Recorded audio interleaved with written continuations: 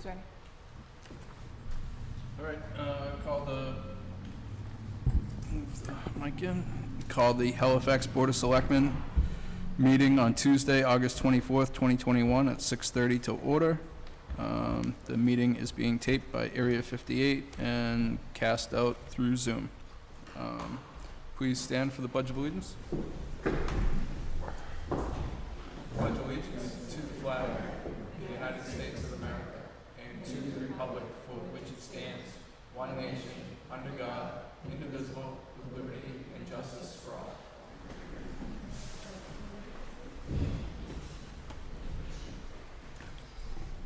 Okay, we have a few changes to the agenda. We've got our 7 o'clock appointment is canceled, our 7:15 appointment is canceled, and our 7:20 appointment is going to be rescheduled to another day. So with those additions, changes, is the agenda moved? So moved. Is there a second? Second. All those in favor, aye? Aye. Okay, unanimous. Okay, is there a motion to approve the regular session of June 29th, 2021? So moved. Is there a second? Second. All those in favor, aye? Aye. Aye. Is there a motion to approve the regular second, July 23rd, 2021? So moved. Is there a second? Second. All those in favor, aye? Aye. Aye. The executive sessions will have to deal with the next meeting because I printed them and I left them at home. So we will Okay. push those to the next meeting. We can do those. No, we can't. The next meeting is a Zoom meeting, right? The 30th, right. All right, so we'll have to, 30th, I think? No, 31st. Because finance is on the 30th, so like... all right, we'll just do No. the, Yeah. we'll do them at the next meeting. Okay, I move to affirm approval of the following warrants and commitments. Payroll warrants number 15 for $226,759.67. Second. All those in favor? Aye. Aye. I recuse. Vendor warrant number 16 for $289,411.14. Withholding warrant number 17 for $76,073.87. The ambulance commitment from 8/2 to 8/8 for $31,464.29. And the ambulance commitment from 8/9 to 8/15 for $2,902.09. Second. Want me to ask all those in favor? Yes. I recuse because I don't know if there's any legal bills in those. Okay. I move to approve the following warrant, vendor warrant number 18 for $82,279.03. Second. All those in favor? Yes. I recuse because I don't know if there's any legal in them. And then I move to approve payment of the following selectmen bills. Town reports for $28 for We Print Today. Legal bill for William August for $230. Selectmen expense account, Kelly Robbins, $30. And the town hall electricity for $1,220.35 to National Grid. Second. All those in favor? Yes. Yes. Okay, recuse. Okay, up next, is that all the bills? Yes. Okay, up next, we've got the general mail, Charlie? Sure. Start off with the zoning bylaw review project and the contract. Attorney Bobrowski had sent a new draft. I don't know if the board's ready to approve it. We do have members so far. We're still waiting for the board to choose somebody. Finance committee should be voting on someone next Monday. There's Jim Perry as building inspector. ZBA meeting isn't until the 13th of September. Two members of the planning board are Gordon R. Andrews and Amy L. Troop. And the members at large, Bob Ross will be interviewed tonight. He's interested in serving on that along with other boards and committees. Then Alan Palmer of 38 Pond Street sent in a talent bank form. If the board wants to, I could interview him on, not me, the board could interview him on September 14th. Yes, we should interview. Do you want to vote for a selectman to sit on the committee?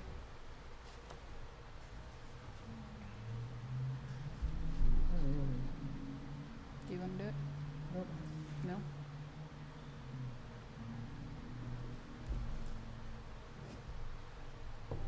Gordon? Why don't you? Okay, I will do it. I'm sorry, I missed that whole I'm thing. going to be the selectman who sits on the committee. Okay. So we're gonna vote on all the appointments at the next meeting then? When we have Alan's Well, I talent don't know bank in? if, I guess if you want to make the appointments, yeah, but that in essence is saying to the boards and committees that who they choose isn't up to them, it's up to you. No, we left it up to them, right? I think the idea was that the individual boards and committees were choosing their own delegates, or whatever you want to But call you it. said somebody was gonna interview on the 14th? Well, yeah, we just, Alan Palmer, Okay, you have Bob Ross tonight, okay.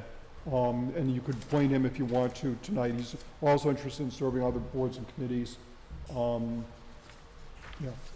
The only other thing that is also on the contract, Mark had revised it so that it is with the selectmen and is specific to the zoning bylaw review committee rather than the finance committee.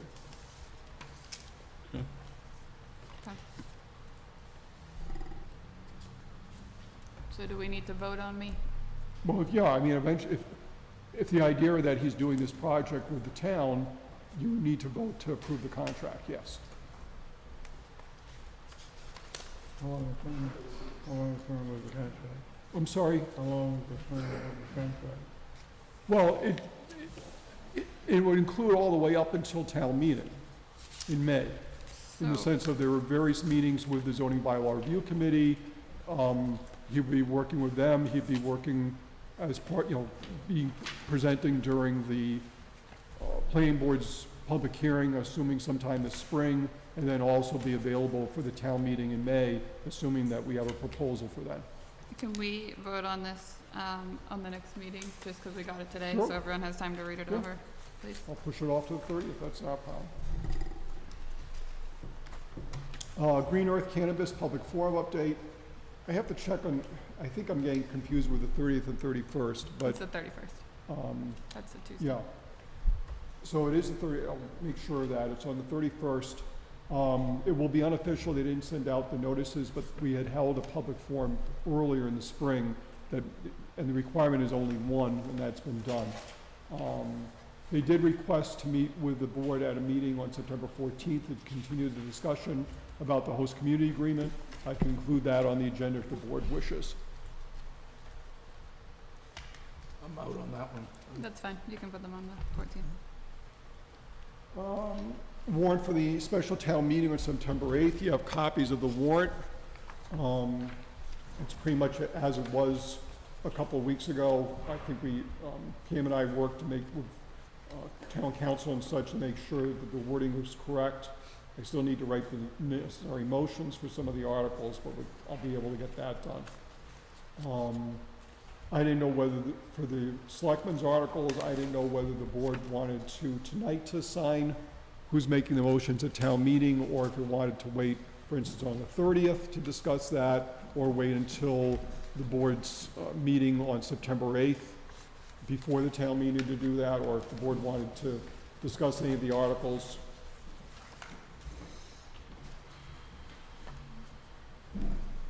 So, the first 7? The first 7 are union contracts. Correct. And I have my doubts, there may be one possible that will have a settlement. Well, obviously, Okay. part of that depends on tonight's meeting. I don't expect we're going to settle the rest of them, but they're on there just in case we get something done in the next couple of weeks. All right. Then there's Article 8. The board hasn't taken a position on that one yet. No. Right, and it's likely we're gonna have to pass over that.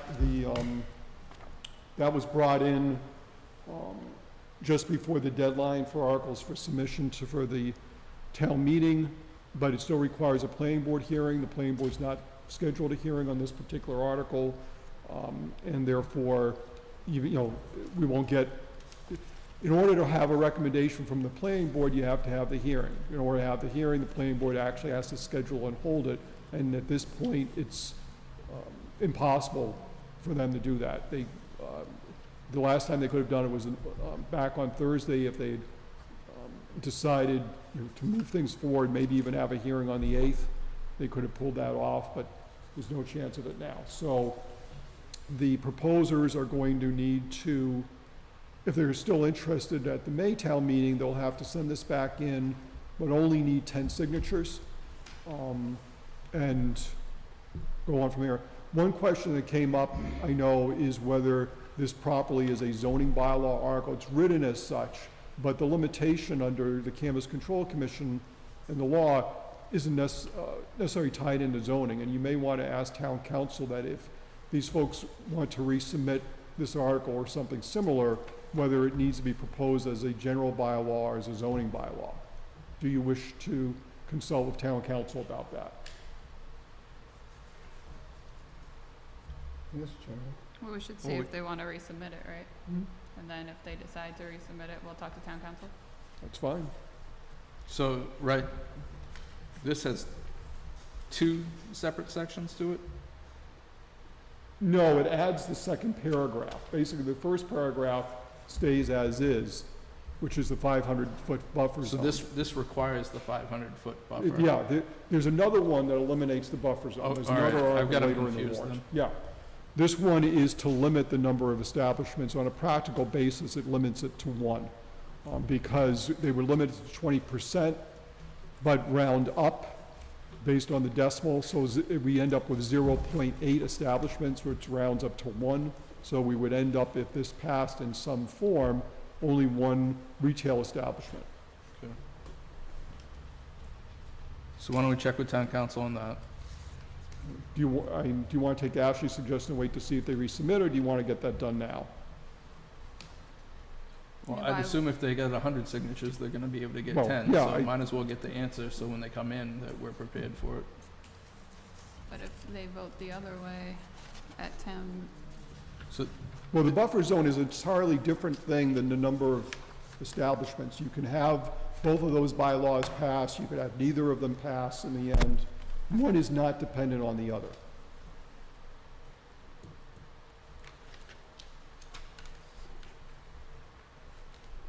well, town council's coming in tonight, so we can check with him then, see what he has to think. So Article 9 is the water department. That's a water, it's from the water department, water revenue account. Right. Article 10 is, this is the same article that we previously passed, correct? No, this one is for parcel B in particular. With the understanding that this is all set to go. Right. Okay. Do we have any update on the PA system for this room or any other? No, rooms? I know Scott had emailed me earlier today asking if I got a quote, and I hadn't yet. And I'm sure Scott's gonna help me out, right? The PA system, we're gonna get it, one of us is gonna get a quote for this. Yep, so I've contacted a couple companies, asked them to find out some numbers for us based on basically the setup we had in the gymnasium last year. Okay. Because it doesn't make sense to me to have a system that's nearly capable, but still capable of that contractor. Okay. So, with the same number of cordless mics, speakers and all that. All right. Do you wanna just, when you get that quote, line up Caesar and Area 58 so we can get there? So we wanna be able to tie in with that. Yeah, we want them to build the correct feedback. Yeah. Okay. 12, which is, we need to set aside some money for the inspectional services vehicle. Basically, they're at various times there are repairs, need the inspection sticker, things like that, and there's no line item in any of the budgets So particular to that. is there a sum? I don't have a number at this point. I can talk with the departments and maybe with Steve Hayward and work out a number. Okay. 13 is the Uber money. We have to, even though it's a small sum, we have to vote to actually use it for the purposes mentioned at a town meeting in order to actually use it. I think it's a little overboard, but So it's past 6:45 now. We had an appointment. Yep. For a one-day liquor license. for I the believe, are they here? Is there anyone on Zoom, maybe? I don't see anybody listed with those names. There's a couple of residents as usual, but that's it.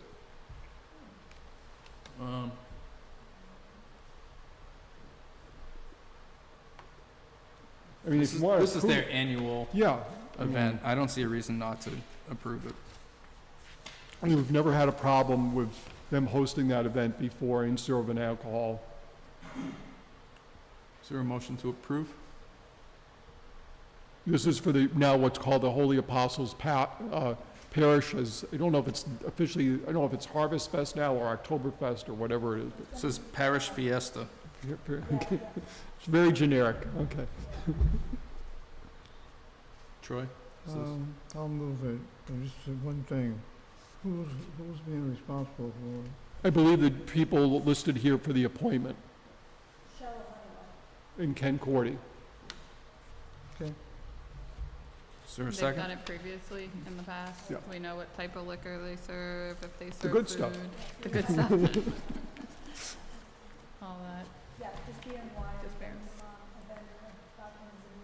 So there'll be an actual licensed person serving. Okay. I second. Okay. All those in favor, aye? Aye. Unanimous.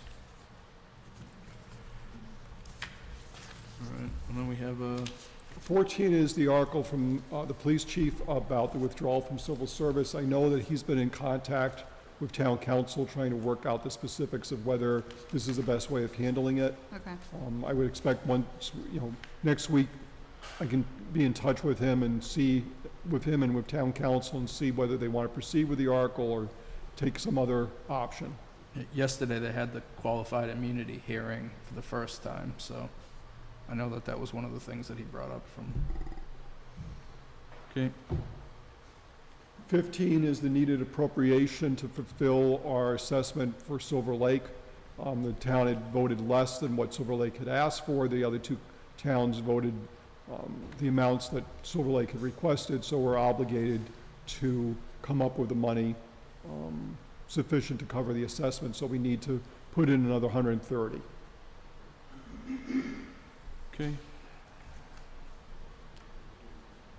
For 16, basically what's happened is that the water department wasn't, not necessarily their fault, but we weren't making adjustments to the water department retirement account as the assessment from Plymouth County Retirement went up. They have a certain cut of the pie, so to speak, that they have to cover for retirement, and that number had not been increased along with the amounts that we were paying out to Plymouth County. So that, it's coming out of water department revenues, but it needs to be funded for the additional amount to cover their retirement expenses for their employees.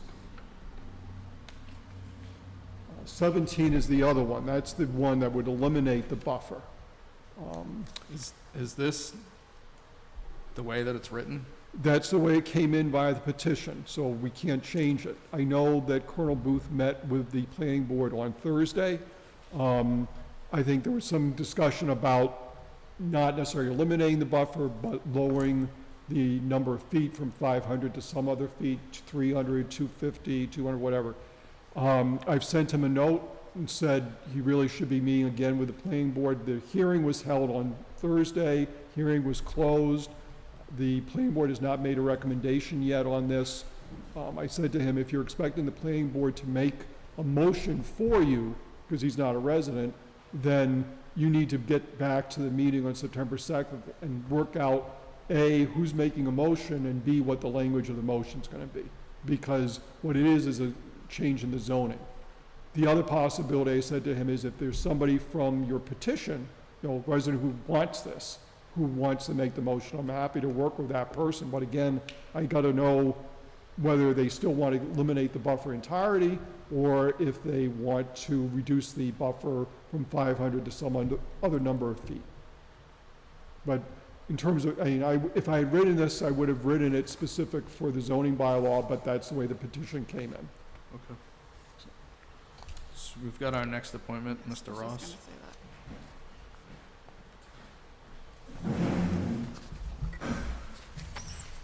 Mr. Ross, how are you? Very well. How about yourself? Very good.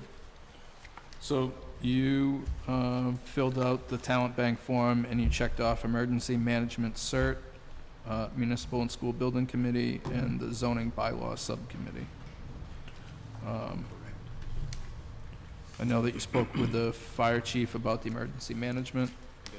I guess, do you want to give us just a little bit of information about yourself and why you're volunteering for the Sure, town? yeah. So quick summary. So Bob Ross, 198 Thompson Street, that's where I live. I've lived in town since 2004. And at the end, I'll address what I'm sure to be a question about why interest in committees at this point. But the three committees, the zoning bylaw review committee was one of them, and I think in particular it fits well with what I've done for a living. So I'm a licensed civil engineer. The first 10 years of my career I spent doing design and permitting for retail establishments, residential subdivisions, industrial facilities, and as part of that work it was attending planning board and zoning board meetings to permit those projects, and that would include special use permits, variances, et cetera, for those projects. So I think I have a background that fits well with reviewing any proposed changes to the town bylaw. I have at least watched or attended a majority of the zoning board meetings over the last 2 years. I think there would probably be plenty of people who would agree that there's ambiguity in the zoning bylaws that probably needs to be addressed. Perhaps that's why the zoning bylaws are being reviewed. But I think I've seen some of that and understand maybe what needs to be addressed in it. The other committee was the building maintenance committee, so I think that goes along pretty well with some of that experience also, in that the last 15 years of my career has been more on the project management side, running projects at a bit of a higher level. But I work for a design build firm, so we manage architects and engineers, very, very aware and informed with how they approach projects, but also on the construction side, we procure all the construction services for those projects. So lots of experience with finding bidders to bid projects, preparing scopes of work, issuing RFPs, reviewing bid proposals once they're received. So I did attend my first town meeting this last time around, and that was kind of my introduction to seeing some of the things that the building committee does. So I thought that was an opportunity to maybe take some of my strengths and apply them in the town. The emergency response, I don't have any particular skill set to offer, except I did, not that long ago, I know the fire chief and the police chief were here and saying that they could use some volunteers in that area. So I think I could make the time available to do that and would like to volunteer in that area. We're working on putting that training together right now, too. Say that again? We're working on putting that training together now, Great. so. Great. And time, I've lived in the town since 2004. Why am I here now finally? So I had previously, up until about a year ago, my job had required about 50% of travel. So I spent about half the year out of town on job sites, but that's changed for me in the last year. I'm lucky enough to be with a growing company, have people who do that now in place of myself, so I'm finally in a position where I've got time available and can volunteer to the town. So the one that you're more interested in, excuse me, the one that you're more interested in is the building committee? Have I spoke to anybody? No, he's asking which one you're most interested in, the building or the zoning bylaw? Or, I don't know. The two I would focus on the most would be building committee and zoning bylaws, I guess, because I view the zoning bylaws as probably a more short-term commitment. At some point, that's going to wrap up, and then I know the building committee would go beyond that. I suppose if I had to pick one, it'd probably be the zoning bylaws, knowing that there'd be a future opportunity with the building committee. I think the building committee's full right now for members. Is that true, Bert? I believe, I think there might be one open on, Okay. there's, Paul Hodge, Jerry Jordan, myself. Oh, and Scott, I'm sorry, Scott Crickle. Okay. Okay.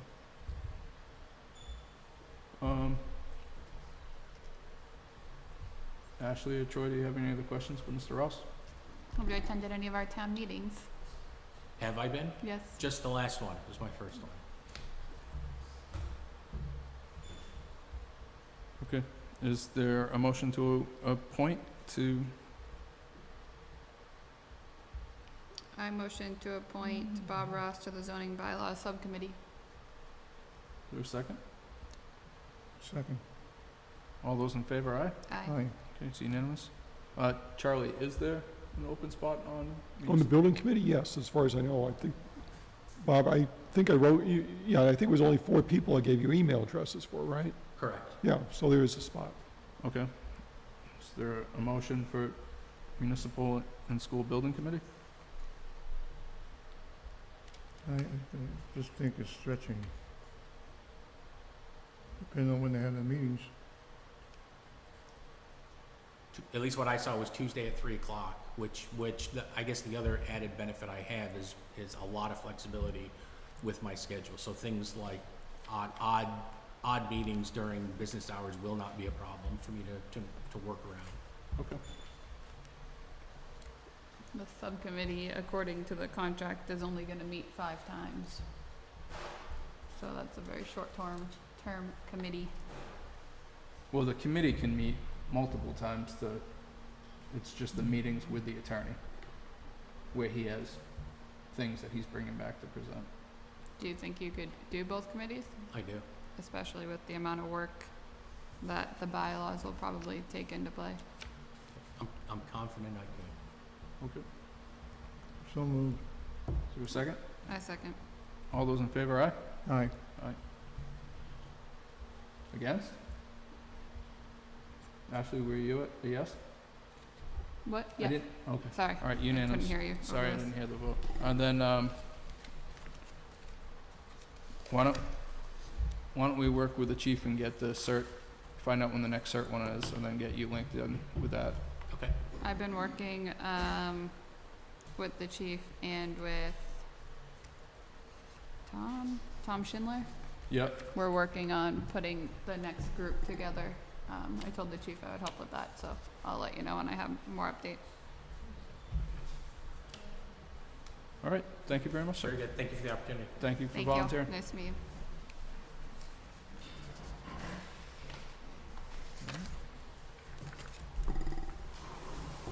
Where's the Thank other? you.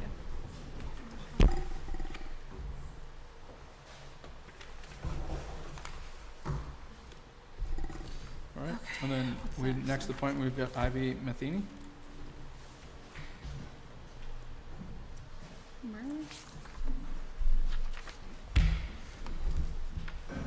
Hello, Hello. Gordon Andrews. Troy Darren. Ashley. Assessa. So you filled out a talent bank form to join the Council on Aging, correct? Yes, yep. I guess I'll start off with Troy. Have you been to any of the meetings? Excuse Have you me? been to any meetings? I have not, no. What brought you to be interested in it? I'm sorry. Why are you applying for the position? Because I belong to the writers group. That's part of the Council on Aging. And I've belonged to that for probably 5 years now. And there's 2 women, Ava Grimmerson and Marge Smith, they came up to me and they said to me, you would be great to be on that board, Council on Aging board. And I said, oh, okay. And so they told me to apply. You live in town?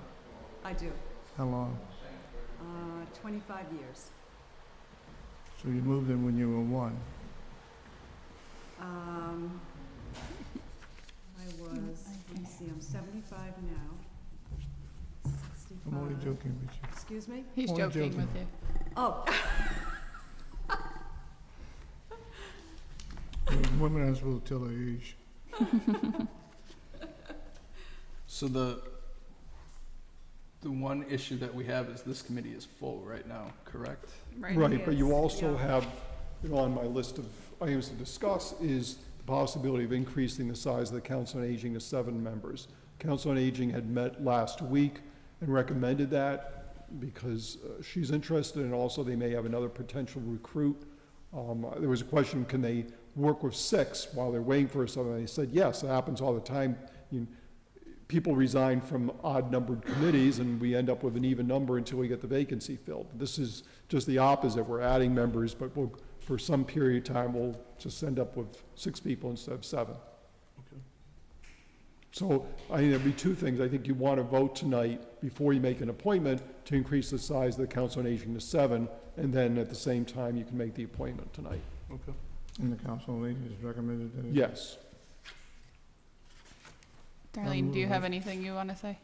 Yes, so actually, I met with the board, the Halifax Council on Aging Board, just the other day, and we voted that, well, we asked to have it increased to 7 because of the interest, which potentially could be a good thing for us in terms of, more diversity in terms of the group itself. So if that would be allowed, we would more than welcome idea as a part of that board.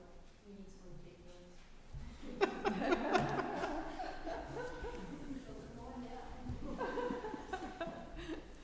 I'll move that we appoint. We have to make a motion to do a 7-member board first, Charlie said, right? Yes. That's what I'm about to do. Okay. Is there a second? Second. All those in favor, aye? Aye. All right, that's unanimous. Now is there a motion to appoint Ivy to the Council on Aging? So moved. Second. All those in favor, aye? Uh, Unanimous. Thank you very much. Thank you for volunteering. You're welcome.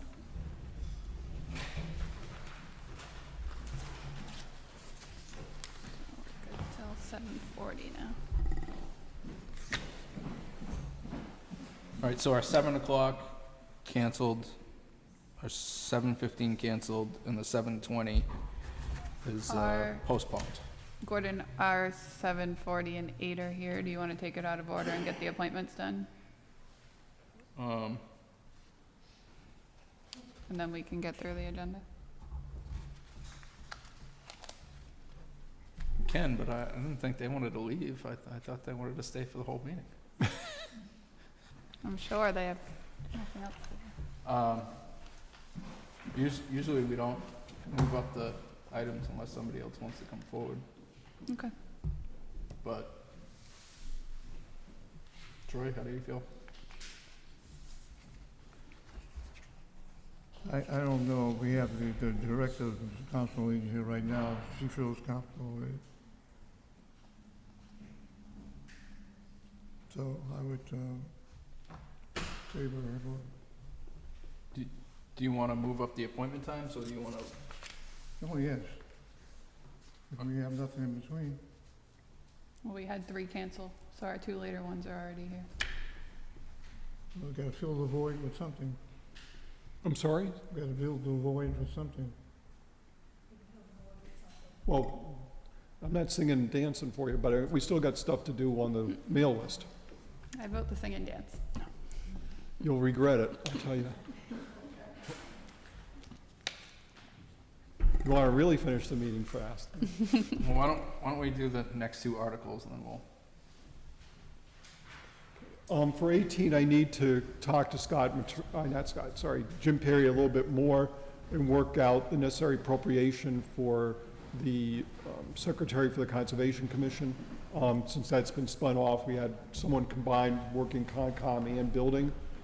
The other person I need to is obviously talk to Sandy Nolan, but we'll work them out before the board meets on the 30th, or 31st, I guess, yeah. Okay. And then 19 is would be, we're going to revise this slightly. Steve Hayward is asking that it not be a line item. He's asking for an article because he would like to be able to carry the money over from year to year, because if he doesn't buy a certain item that might be several $1,000s this year, he might need it the following year, so he'd rather do this as a straight article rather than a line item. This is for traffic safety devices, electronic and solar, for the crosswalks, for instance, the school speed limit signs, the ones flashing on and off, things like that. So isn't he going to want a line item for the maintenance of those items as well? The article would include maintenance money.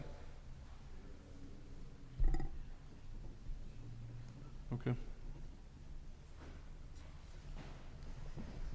Yeah. Sandy? He does already have a traffic light, line, which has money in it for the electricity and maintenance of some of the traffic lights. I think the three of them that, right?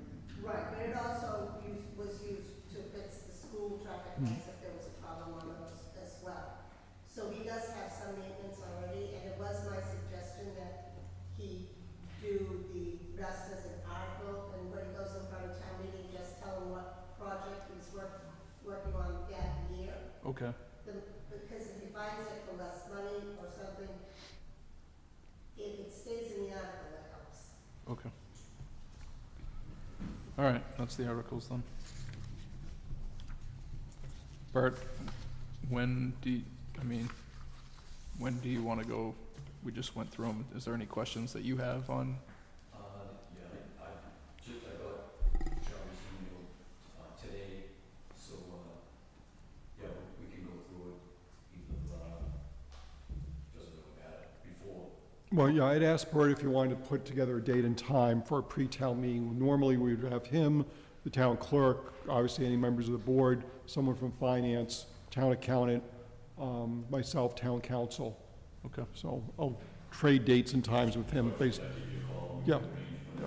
Mhm. Yeah. Okay.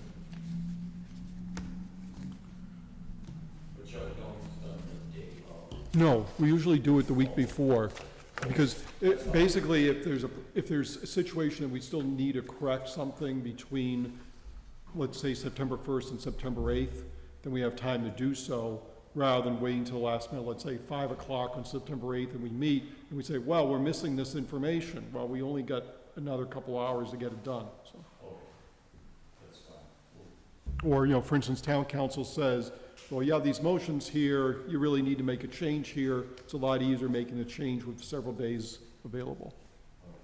Especially given the holiday calendar. We got Labor Day weekend between, just before town meeting, and we've got a couple holidays that week, so. So next up, you've got logistics. Yeah, I don't know what the board wants to do. The plan has been to go back to having the 2 rooms, given the number of people we're expecting and such. Basically follow the same philosophy we did back in September of 2020, which would be, we'll do social distancing, we'll do mask wearing, households can sit together, but we'll still limit. That doesn't mean that we increase the number of people, for instance, in the gym. We do have East West coming in to handle the AV production again. But basically, it would be a repeat of September. But if the board wants to do something different, then, it'd be helpful to know that so we can work out the logistics. The system worked well. It worked well enough in September. I think our biggest difficulty was we had 3 different dates and times for the meetings. Obviously, we're not going back to the Kingston collection. I'm hoping we'll get a quorum between the marijuana article and the fact we have the Silver Lake appropriation that's necessary, that we'll get the quorum and be able to do everything in one night. East West is very practiced at this point. They know the facility because they also handled the Maytown meeting along with September. So they're pros at being able to set up and tear down and make sure everything works. But, you know, and I don't think there's an inconvenience, obviously, in using 2 rooms. Bert's gonna have to have an assistant moderator, not himself this time, work in the other room. But maybe he can find someone willing to do that. But, I think people, at least, you know, as much as it's inconvenient, at least people are used to that setup, and for a couple hours that Wednesday night, we can make it work. What's this cost us? The cost for East West is several $1,000s, it's something like 5. Because we bring in a number of personnel, we're in essence renting their equipment in both rooms. We've got the TV screens, we've got the cabling between the 2 rooms for audio and visual. There may be an additional expense. I know that Caesar's working with East West in terms of production for what Gordon had asked for, that there be additional screens showing motions, for instance, for the town meeting, and I guess budgetary information, and there'll be additional costs for that. We still are, the board has never undeclared its state of emergency, so we're still operating under that, and we still have, if not the COVID money, not the CARES money, I don't know, we have any money left for CARES, but we then have the ARPA money if it's necessary. Okay. Thanks. So we have So is the board satisfied with that setup? Does the board want to do something else? I mean, the number of people who think they're late, it'd be better than it being on Great Hall. Yeah, I mean, you know, let's say we're gonna have 125 people. I'm not sure that we want 125 people in the gym. I think was more split of about 80-40, meaning 80 people in the gym approximately, give or take, and 40 people in the multi-purpose, all-purpose room. I mean, if we get more people than that, we'll accommodate, but because it's not a hard and fast rule about social distancing and such.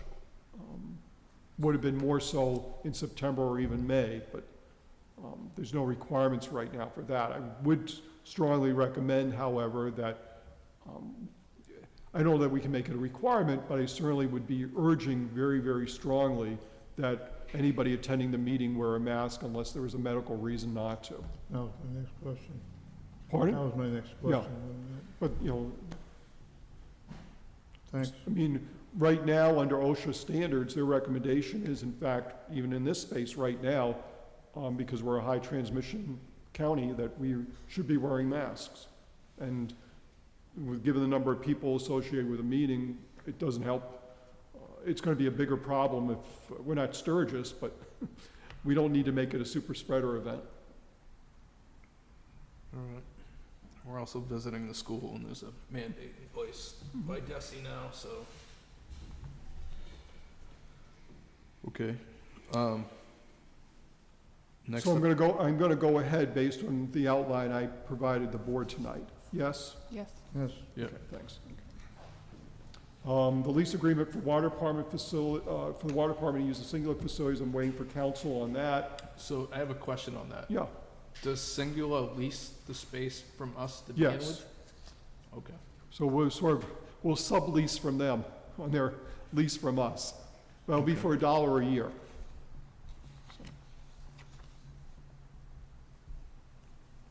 Okay. On the town Facebook page, Pam and I need to go back and go through the video from the meeting, but it would be helpful if the board could write down specifically what they would want posted on the Facebook page. Thinking, of course, in general, Facebook is for more immediate material, whereas permanent material goes on the website. It's not the easiest thing to search for information on Facebook, whether it's on a page or a group or anything else. That ends up being a fair amount of challenge from what I found. It doesn't mean we don't do anything with the Facebook page. It simply means pick and choose what you're going to do to try and avoid as much duplication as possible. So I'm assuming that on Civic Plus's website, they don't have an integrated posting to social media? They may. I believe I'd have to check with them. They don't, Caesar? Okay. Sandy? No, they do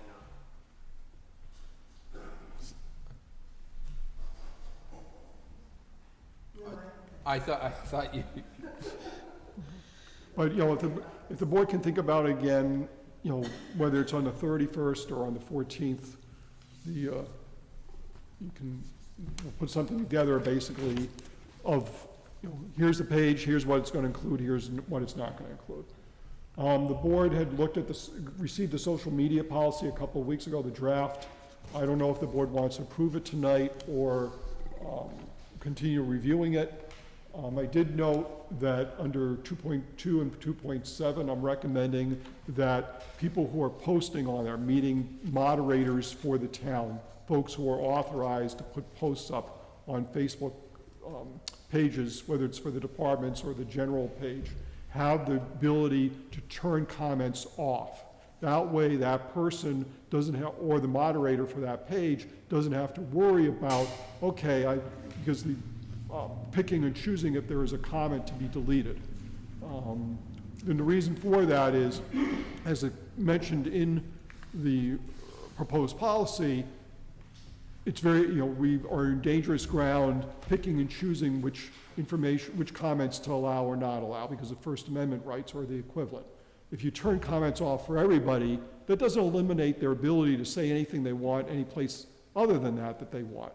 Same as here, for instance, you have a Board of Selectmen meeting, doesn't give the right for someone to walk in and start yelling.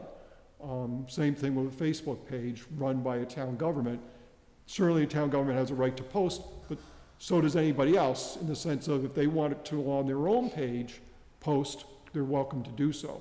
It doesn't mean that anybody who's the moderator or is posting information on Facebook page doesn't have to allow, they can allow comments, but it doesn't mean that everybody, the folks who are posting can choose whether to allow comments or not. They can there's always the ability to turn comments off, but the policy doesn't seem to recognize that as an option. all right, why don't we review that then? Yeah. And then the other thing is on 2.12, the way the current language is worded, that every post on the town's website would have to include the statement that basically it's a post by that particular person and is not the opinion of the town or boards or committees or departments or anything like that, which makes very little sense if you're including posting of agendas, minutes, forms, applications, whatever else that aren't opinionated. So if you want, as you said, if you want to take another look at the social media policy, I'll bring it back to the board on the 14th. Okay. Is there a way to just put that policy and that wordage on the top, like pin it to so that it's just always there as part of the policies of joining the page, or? Can you repeat the question? So as far as that verbiage that Charlie's talking about, in 2.12. Section 2.12, that is referring to town employees commenting on town pages, not on the town's behalf as their personal account. Okay, that That's what doesn't, that's referring to. That's like me as a personal, my personal Facebook page commenting on a post from the town of Halifax. okay, that makes more And I have to sense. state that these are my opinions, not the town's. Which would be fine, just the language needs to be specific to say that's what the intent, and that's when the statement would have to be included. Okay, LED streetlight agreement with National Grid, holding over for the 14th. You've already dealt with a number of council and aging members. I didn't know if the board wanted to establish any policies for the IT department on remote work, sign in, sign out, and documenting work schedules.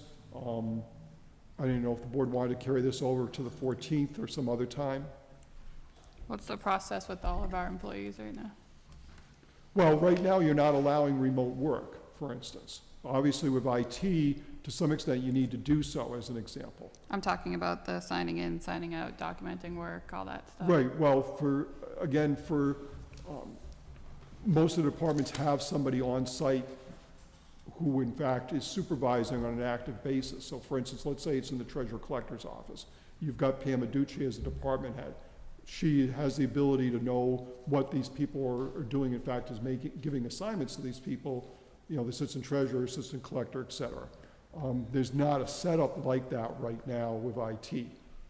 So, and one of the things you all mentioned, in fact, a few weeks ago, is you wanted a better understanding of the division of labor in that how much time is being spent on emergency situations, fix-it, the larger projects and such. That would be the reason for the work detailing. I mean, it doesn't need to be a 15-page diary every day. You know, spend 5 minutes listing, here are the 10 big things I did or something like that. You know, would give the board a better idea of the allocation of what that 40 hours is going for.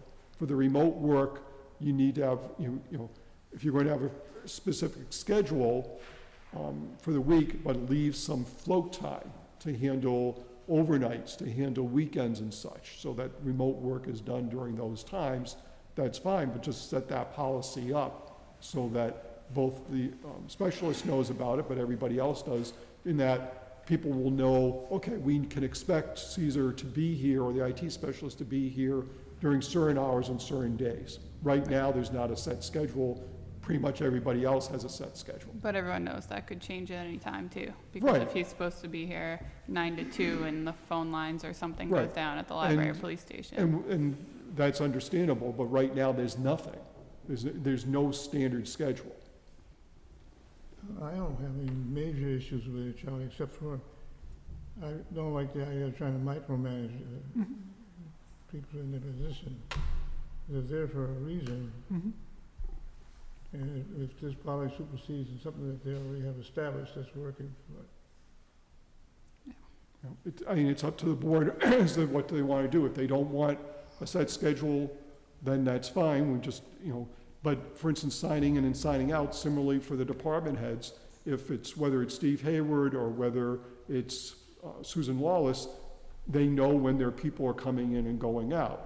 In terms of the IT specialist, he may, for instance, need to go to the police station first. I have no idea unless I've got some sort of note, email, text, something to document.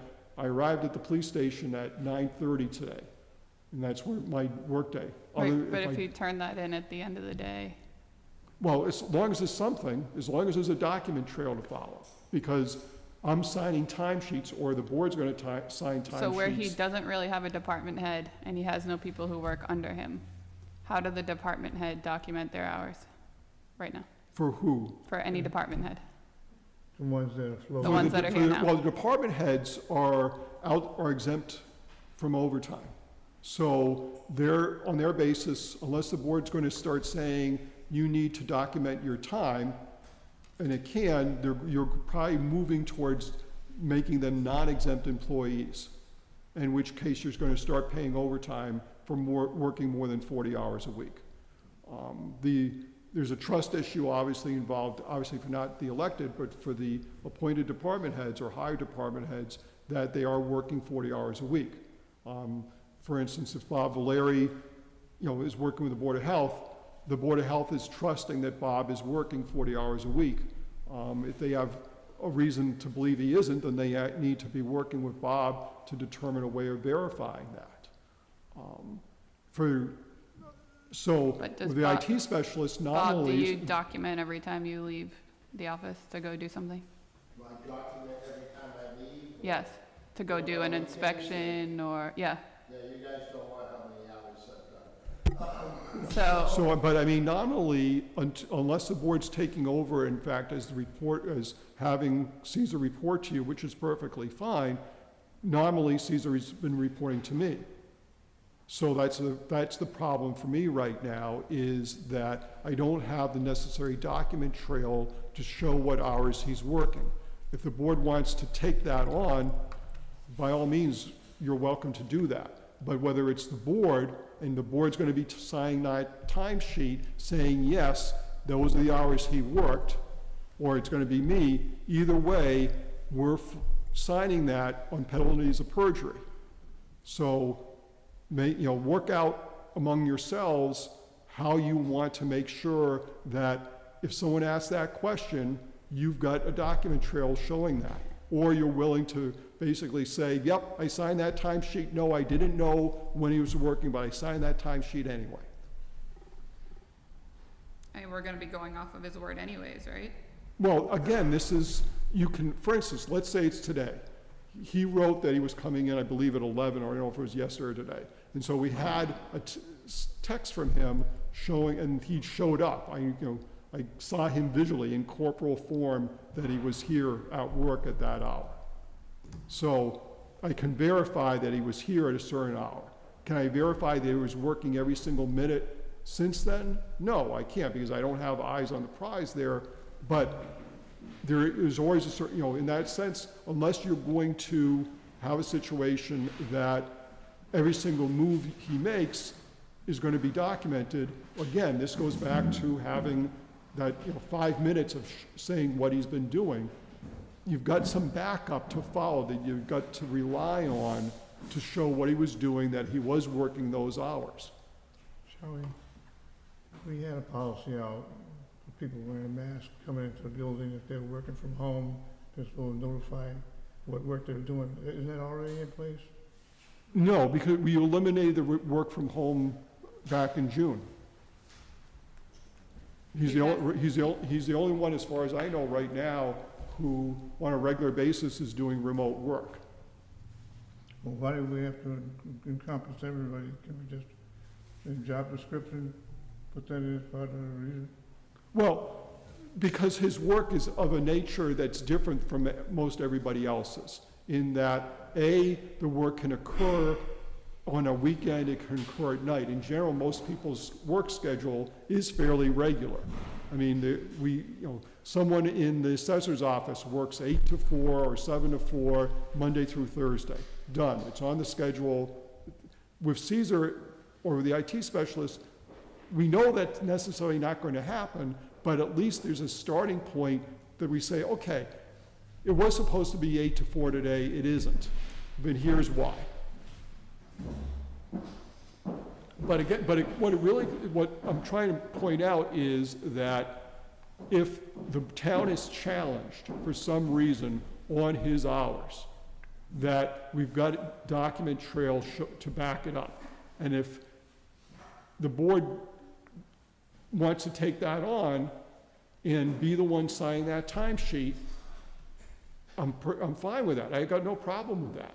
But right now you're the department head. Right now, I'm not only department head, yeah. So what procedure, do you want to email in the beginning of the day and email at the end of the day, or do you want? Yeah, I mean, that would be a starting point, but, at least something as a point of reference, because we were doing that to some extent when we were doing remote work. We had people, if they were doing remote work, and this is not all remote work, obviously, but there's a sign-in, sign-out. I mean, it's the equivalent of punching the clock at the highway department or water department. We do that. Not saying we need a time clock. What I am saying is we need a document trail so that if you ask me, how do you know that Caesar was working? Because eventually you're signing that payroll just as I'm signing those timesheets. And if the feds or the state comes looking for me, I've got backup to say, this is what I based my signature on. So why can't you just have an open, a Microsoft Office file that's open, a spreadsheet or something that said, these are the, fill it in at the end of the week, these are the hours that I did? Yeah. I mean, Well, we got emails this weekend that said that the VPN was down, Right. and he was working it on all weekend, so. Right, which is why we've talked about the fact that we know that some of that work needs to be remote. Why? Because we're not asking to sit at town hall 24/7. So that if it's 2 o'clock in the afternoon on Saturday and there's a problem, we've said, okay, he's gonna be here in the buildings in Halifax for 32 hours a week. There's gonna be an additional 8, for instance, whatever split it is, that will be virtual, not here. But again, you have a sign in, sign out saying, okay, at 2 o'clock there was a problem with the VPN network.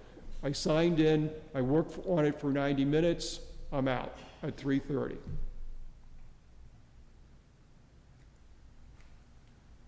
That sounds fine to me. I mean, the only thing that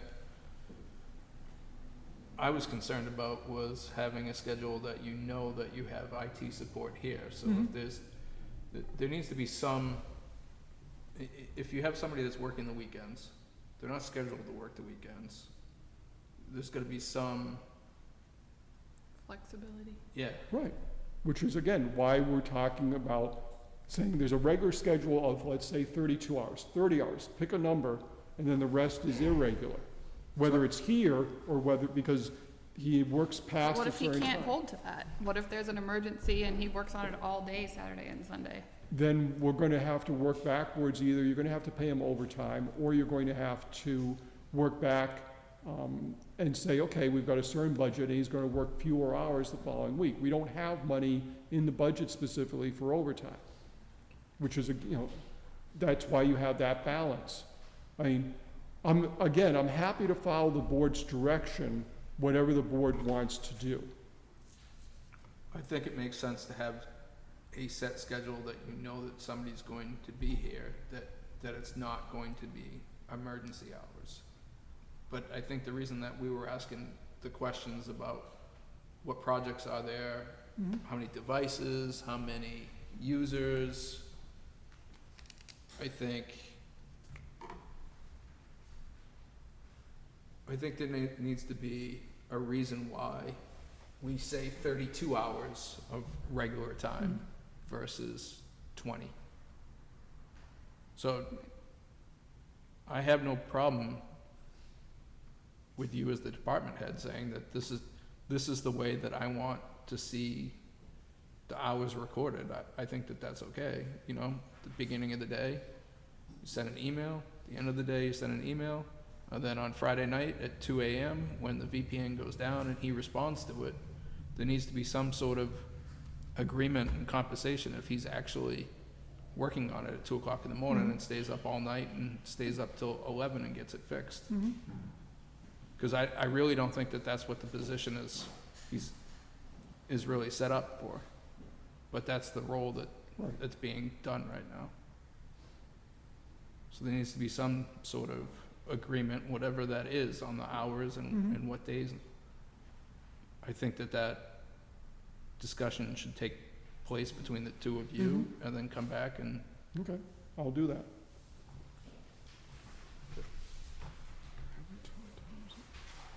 I think you have 740 is the next one, sorry.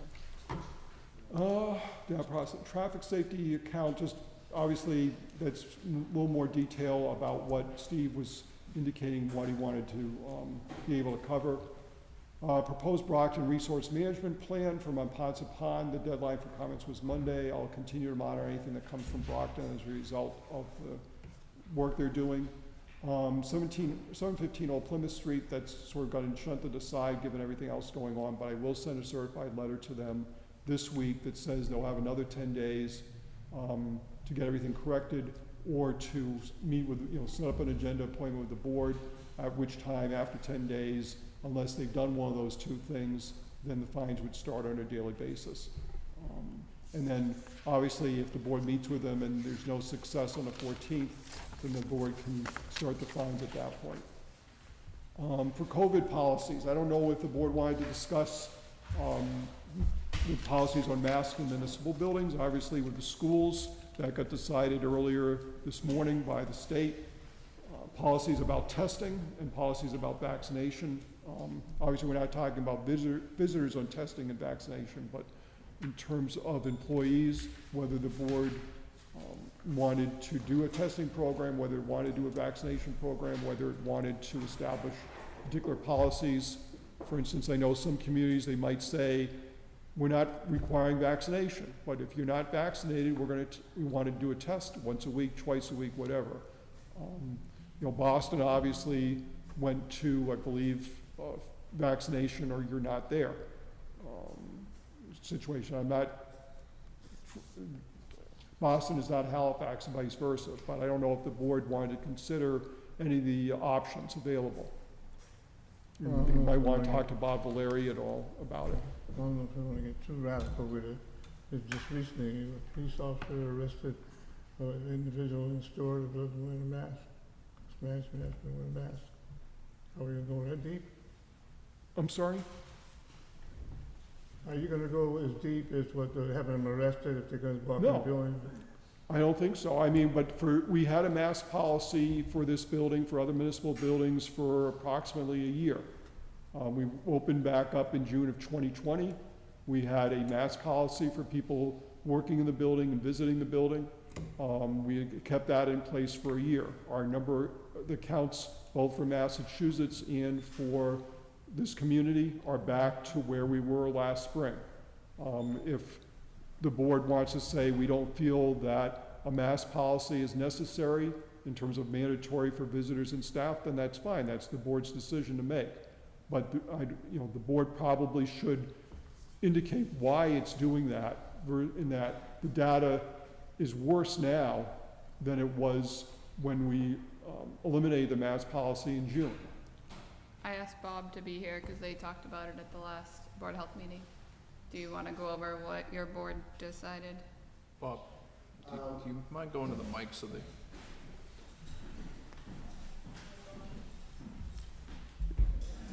Is there a green light on that? There isn't. Nope. No. Yeah, that's a broken one. You can hear me? Can you hear me? No, that, Yeah, okay. So, yeah, we had much discussion at our meeting, and much like the general public, it came out to pretty much be a split decision. Advocates, and then people's own choice. So, at this point in time, the board was pretty much going along with what Desi was doing.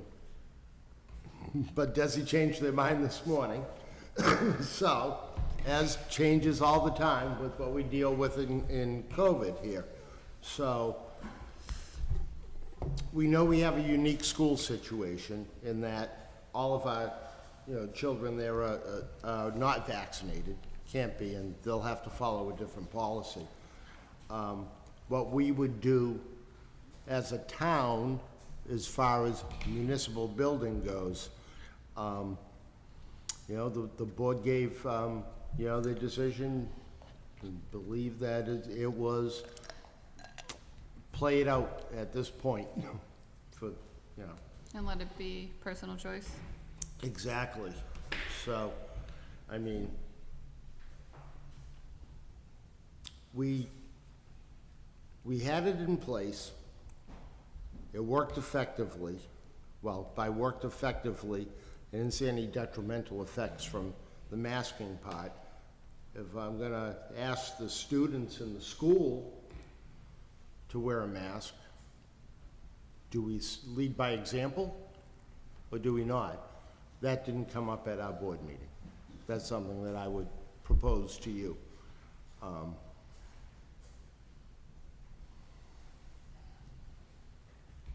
It's a very controversial issue. Vaccinations, again, controversial issue. Testing, I can't go wrong. Certainly a resource that's available that circumvents the other two issues, so. Do you know if we're going to be doing the testing with the teachers and all that stuff again like we did last year? Haven't heard back yet. And I'm still working with DPH to get some free testing for the town, but I'm pretty sure either way, I have some monies in my budget that I secured from DPH last year, and we do have, the additional funding that we've already got for the town if we want to go forward with the testing program. So, this particular virus isn't going away in the near future. It's going to be part of my infectious disease list of things that's part of society moving forward. It will change. I'm optimistic that in time we will see improvements. People will build up either natural immunizations, vaccination immunizations, but at this point in time, I think erring in caution won't hurt anything, especially maybe we put a time limit on it. But the board was clear in that they, said at this point in time, we didn't need a mask on, and that was last Wednesday. So the DESI mandate right now is if any school has 80% higher, they can apply for a waiver and not have to have masks. Starting Exactly. October 1st, I think. They can apply for the mask right away. I can tell you Silver Lake's not even, let alone September, it's not gonna make October 1st. We're at 44% here in Halifax for 12 to 15 and 52% for 16 to 19. Those percentages going up a couple of points a week. This is for fully vaccinated. Certainly September 1st, we're not making it, but at 2 or 3 points, I mean, Kingston's a lot better than we are, especially on the age of 16 to 19, but so is Plimpton. But we're not gonna, and Halifax won't be up at 8% anytime soon, and even with Kingston doing better than we are, Silver Lake as a whole isn't gonna come to 80% for a while. And then Plimpton just vote not to wear masks. Well, Plimpton's at 54% versus us for 44 from 12 to 15, and Plimpton's at 63% versus 52% for 16 through 19. I think the politics here in Halifax are different than those in Plimpton. I think there's more anti-vax sentiment here in Halifax than there is in Plimpton, and you see that with the kids not being vaccinated at the same rate. Now, that's a choice by those parents, and we've said, in fact, those parents have that choice. But the result is that the schools that those children will be attending, because of those choices, we're gonna have a mask requirement in those schools for much longer than in those school districts where the parents have made other choices and had their children vaccinated. Thanks. The governor also said that he's mandating all state employees to get vaccinated. I really don't want to do that here.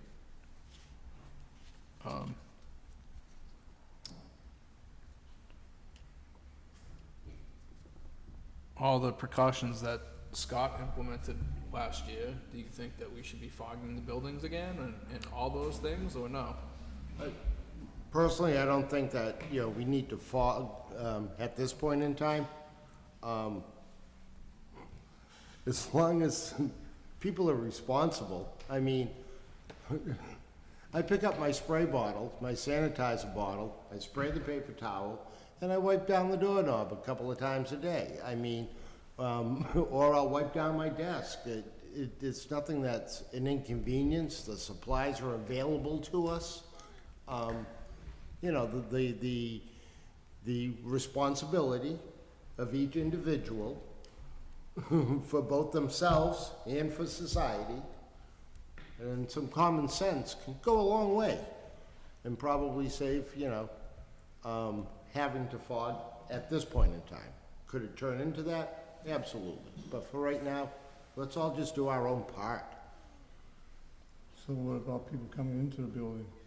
Well, we can control what we can control. So people coming in, should be safe as anything else that they do. So, outside of this building.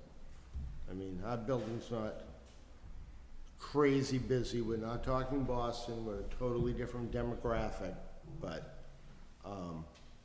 the fogging and contact surfaces, we are really talking about a virus that spreads through some pretty good contact. Not just breathing this far away, but a good sneeze can get that far away, so, But even in contact the surfaces, The you really schools have are to get them saying grouped up. direct contact, you have to be within that space with that person for 15 minutes, right? Right, so there's contact time, even, like, surfaces of doorknobs are designed not to carry regular bacteria, you know, so, they are low transmittal areas, even lower when people use good personal hygiene. Just, I have to throw that out there because we can debate masks, we can debate vaccinations, we can debate whatever, but personal hygiene, sorry, I think it's like our first step, foremost, and is indisputable in this entire COVID. I think we follow the Board of Health at this point and let it be personal choice. See what happens when the kids go back to school. And if we have to have a joint meeting with the Board of Health and us to, the numbers spike up, or, it's my opinion. Troy? I think I leave things at the status quo. We can strongly recommend, but I'm not Yeah, gonna mandate advisory, strongly anybody. recommend something, you know? Everybody's an adult, they have a right to make a decision for themselves and their family, and at this point in time, I think we back the Board of Health decision. Well, look at me, I lived through polio, I'm sorry, Troy, I missed that. measles, chickenpox. I heard chickenpox are coming back around. Well, Because people aren't getting vaccinated.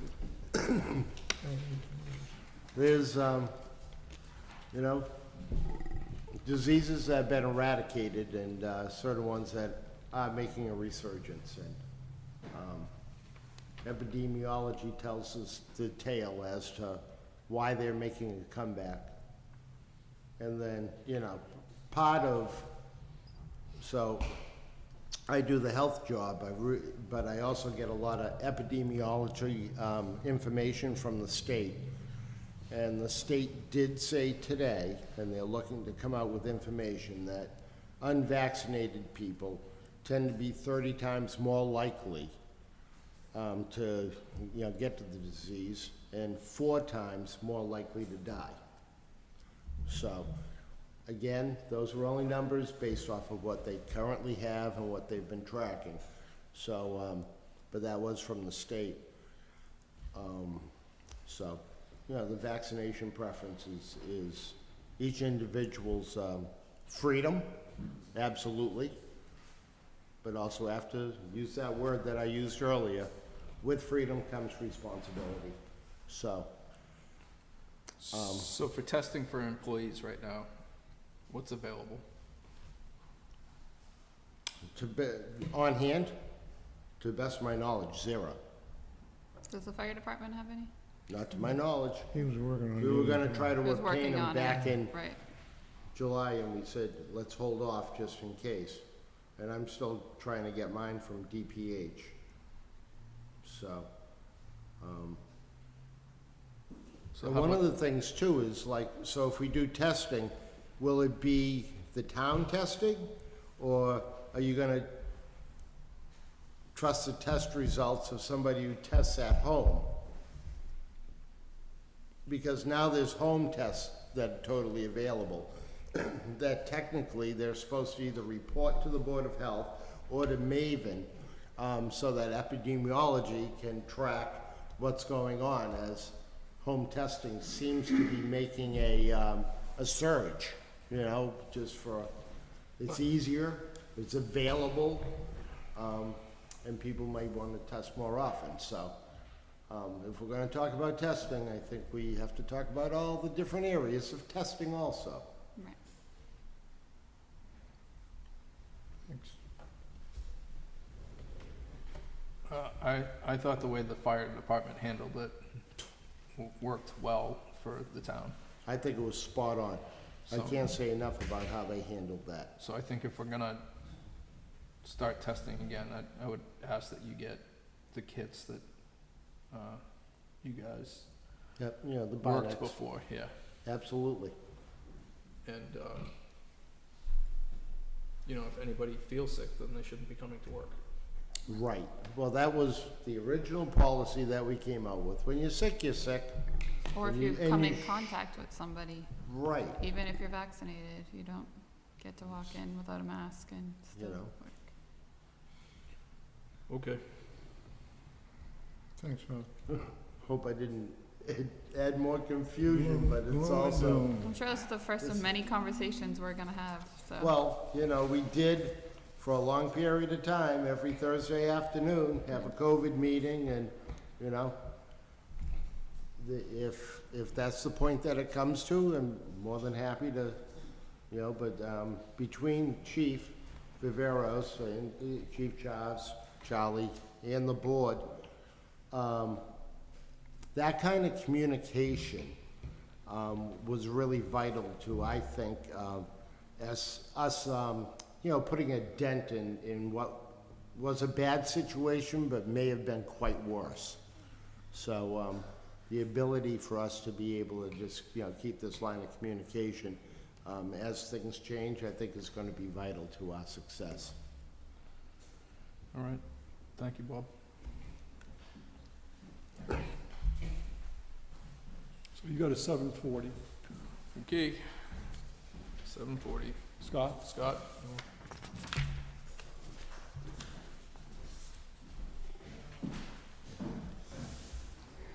How you doing? I was just hoping to get a little clarification. We had a vote at the last town meeting to create a position for a craftsman. It's in my department. The guys in my department are trying to unionize. Well, one of the two full-timers I have. One guy didn't sign a card, one guy did. So, I'm not clear, is the new position, is that a union position, or is it wage and personnel? It's union.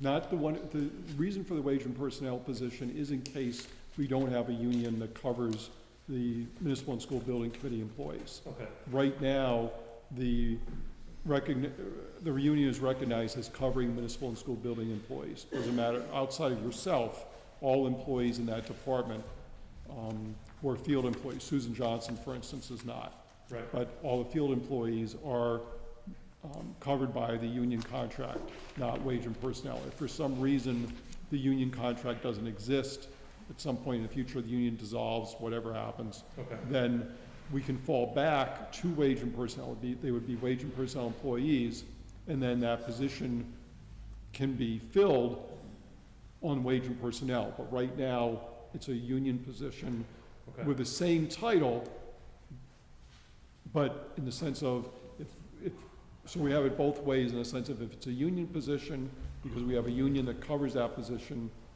it falls with the union. If, for instance, if there's no union covering that position, then it falls with wage and personnel. Okay. So, and this may not be the place for this, but question about the union itself. So, the union is supposed to cover full-time and part-time employees. I have 2 full-time, 1 part-time. Of those 3 employees, only 1 signed a card. Doesn't matter, it's, the envelope of the union covers the water department, municipal and school building committee, and the 2 Regardless. admins, yes. Regardless of majority, okay? Well, majority in the individual departments, correct. Right, so. Well, As long as the positions that are covered by, so what happened was a sufficient number of people said, yes, we want to be in the union. That went up to Boston. The union was therefore recognized as covering these positions in these departments. Okay. Until something else changes, it continues to be that way. So we're personnel changed over? Doesn't We have- doesn't it matter. doesn't change. Same thing with the police. I mean, most of the people, you know, we've had a fire union or police union for decades. Obviously, we've had changes in personnel during that time. It doesn't matter who the individuals are. I mean, if at some point, a majority of the people in a union say, we want to have it dissolved, so to speak, then, yeah, they can go to Boston and do so, but that's not our decision to make, that's their decision to make. Understood, okay. So if we had voted in this position before the union was formed, then it could have been filled? Well, it would depend on what Boston recognized as, so basically what would happens is ASME goes to Boston, says, we've got these people saying they want to be in the union. We want, therefore, these departments, even if it's not everybody in each of those departments, but we think we've got enough people signing those cards to have Boston recognize this bargaining unit, which includes it. So, you can argue which positions are going to be in it and which aren't, but at the time, obviously, the craftsman's position wasn't. But the way the Boston recognized the union was all full-time and part-time positions, excluding the director, excluding the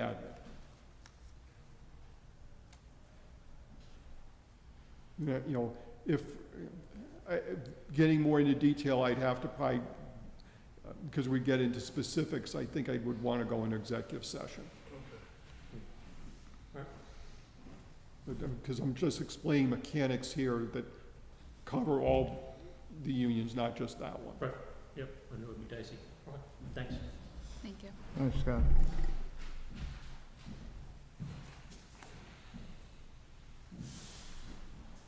You got a couple more minutes to 8. We've done COVID. Aldana Road, as mentioned, the next step's to vote at town meeting to authorize the sale of parcel B to the state. We talked about civil service. Cellular phone for Jim Perry.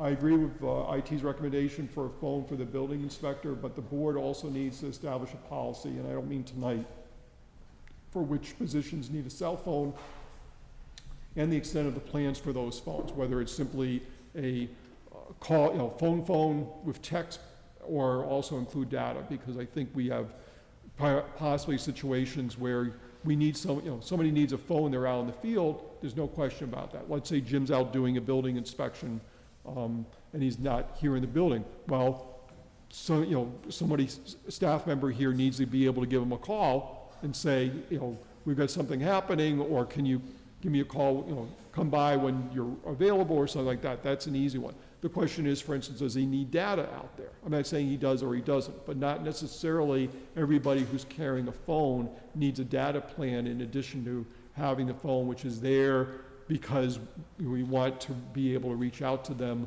when they're not in the office. And we're doing that on a town business situation, and so they don't have to use their personal phones to take phone calls about that. Whereas other situations, they need a data plan because they're out in the field and need information provided to them, or to be able to download information while they're out at the site. For instance, maybe it's a very small phone, but maybe they need to look at a set of building plans or something like that on the phone, or some detail of a building permit or something. Or use GPS or... Too. Yeah. So, do we have a motion to approve a phone for the building inspector, Mr. Perry, with a full plan? If it's necessary, I think it is. I'll move it. Is there a second? I second. All in favor, aye? Aye. Okay, unanimous. So, now we need a policy for everyone, so I think, we should yeah, I add mean, I'm that not to a saying list. tomorrow or next week, but I think it'd be a good idea, because I think we've done this on a hodgepodge basis, and it'd be helpful to have something in place that the board can refer to and other departments can refer to when decisions are trying to be made as to when phones are necessary for town employees. Okay. So we've got an 8 o'clock appointment, Mr. Perry? With Ms. Perry.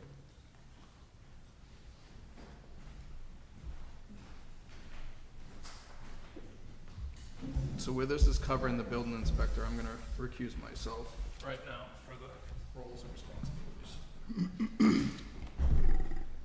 You got the floor. You got the floor. Okay. The reason that I wanted to come in front of the board was the issue with the secretarial staff or assistant and administrative assistants pertaining to planning board, conservation commission, and zoning.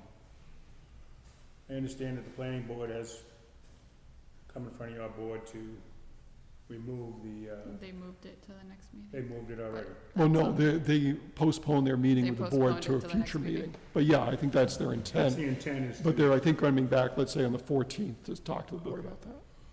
so I spoke with the Conservation Commission chairperson today on the telephone to find out what her thoughts were on the situation. And we both agreed that the previous person that was doing both positions, we both agreed that those should be two separate positions because of the amount of work that's done on both of those. And where new candidates would be coming in to take over these positions is gonna be a pretty good learning curve, right out of the gate.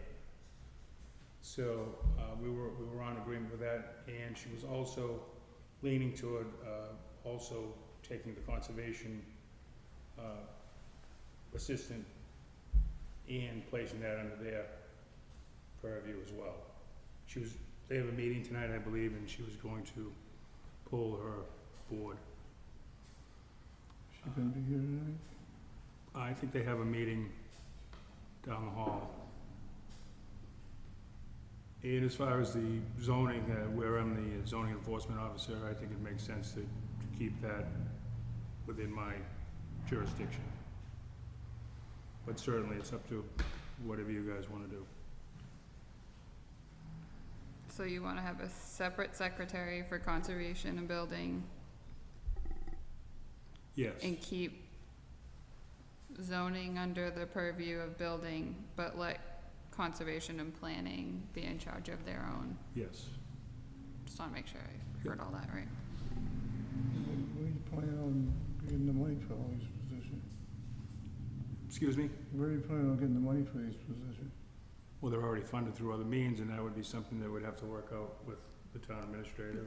Yeah, for Jim, for the Concom, as I mentioned earlier when we talked about the warrant, something I need to talk to Jim and to Sandy Nolan to work out the amount of money we need remaining for the rest of the year for an equivalent position in Concom. Right now, ZBA, secretary, planning secretary, each I believe are at 15.5 hours a week. Let's assume that we're gonna do that. Obviously, we've had a changeover in personnel in the regulatory department, so we would figure out how much more money would be needed during the rest of the year to have someone come in just as Concom secretary. And then we have the article at town meeting to do that. So what setup would be is that the Concom secretary would report specifically to the Concom chairman or that person's designee. Planning board secretary, same thing. The ZBA secretary, as long as the ZBA is still, doesn't want something different, I don't know that they've talked they have, their next meeting's not until a couple weeks from now. Well, But- Mr. Perry's saying where he's the zoning enforcement, he wants to keep them under the building. Right, but I think the idea of the regulatory department was, in fact, we had several people working with the building inspectors, being supervised by that. This whole thing is an artificial construct in that it's not in the bylaws, it's not a legal situation. It was set up, 15 or more years ago, where there was an agreement by the boards involved and the building inspector and the board of selectmen that these positions would report to the building inspector. But just as the planning board has asked to have that person directly report to the planning board chair or the designee, I think the ZBA would have the same right to do so. Because, Who's gonna supervise the individuals on a daily basis? well, the planning board, I believe the planning board feels that they should be able to provide adequate supervision on a day-to-day basis. The idea, of course, was different back 15 years ago. The idea was the members of those boards, with, again, the building inspector and board of selectmen, felt that better supervision would be provided by having those individuals report to the building inspector. Obviously, the planning board, and I guess possibly the Conservation Commission, feel differently at this time, in which case those people would report to their respective boards on a daily basis, or on an as-needed basis. But if we're going to be doing that with those two, and again, there's no legal agreement. If the ZBA says the same thing, I don't think that the board of selectmen or Mr. Perry would be able to say, no, she's staying or this person's staying with me. I think that's why you need to have a discussion with the ZBA, whether they want to, they may be perfectly happy having that situation, but I think they need to be part of the discussion. The only other thing would be that Mr. Perry's position in terms of the job description, the building inspector, building commissioner would change in that it's specifically mentioned in terms of supervising individuals. So job description would need to be rewritten, but also eventually, probably as part of the cycle this winter, reviewing job descriptions, reviewing grades for positions, you'd need to regrade the position, because one of the point values for grading positions is based on the number of people that person supervises. I'd personally like to hear from, please, no deference to you. I'd like to hear from the different committees that they're good with this. We could invite everybody in for the 14th. I mean, you're probably gonna have the planning board coming in anyway, so we could invite someone from Concom, someone from ZBA also. Do you think we need to make a decision on if we're gonna have one or two secretaries though? Because he needs to hire a secretary for conservation or the building department. We can't put him off until the 14th with no secretary. Well, right now, the process is that Jim is reviewing resumes right now for the Concom secretary, and then also for the administrative assistant for the building inspector. I think we were in the process of getting that split off as we changed administration here. Sandy? It actually has been set up as a separate position, Okay. and when the secretary, or the administrative assistant in the building inspector's office, she applied for that position and got that position, it just added, so it was, she added that to her job, but it was originally set up as 4 separate positions. A building inspector's secretary, a conservation secretary, a zoning board secretary, and a planning board secretary. And I only know that because I was one. Thank you, Sandy. Thanks, Sam. I'll take a motion. I motion to have, or to give Mr. Perry the, how do you want me to word that? To let I don't know what you want to do. To let him interview and hire for conservation and building, 2 different jobs, 2 different I mean, that's positions. what we're doing right now. 2 different positions. We put out the recruitment ads, we've gotten resumes in for both. Deadline was, I believe, the end of last week, and he's started the review process. I would like to have the ZBA, planning board, and conservation in on the next meeting to go over who's gonna be in charge of all All in favor, all in favor? Aye. Aye. Thank you.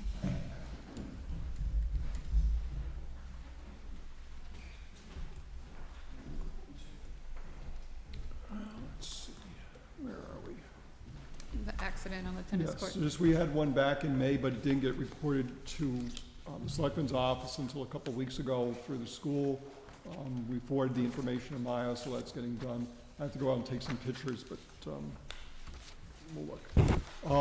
Monpont Pond fish ladder and pond levels, obviously this wasn't because of a hurricane. Actually, the water level at the ponds right now is less than it was a week and a half ago, but we had those rainstorms earlier in the month and had high water levels, and I think there was some miscommunication going on as to whether the fish ladder was open or closed, and photographs of such and such. I'm still resolving that with the city of Brockton. If they haven't gotten that done, I'll come back to the board on the 14th.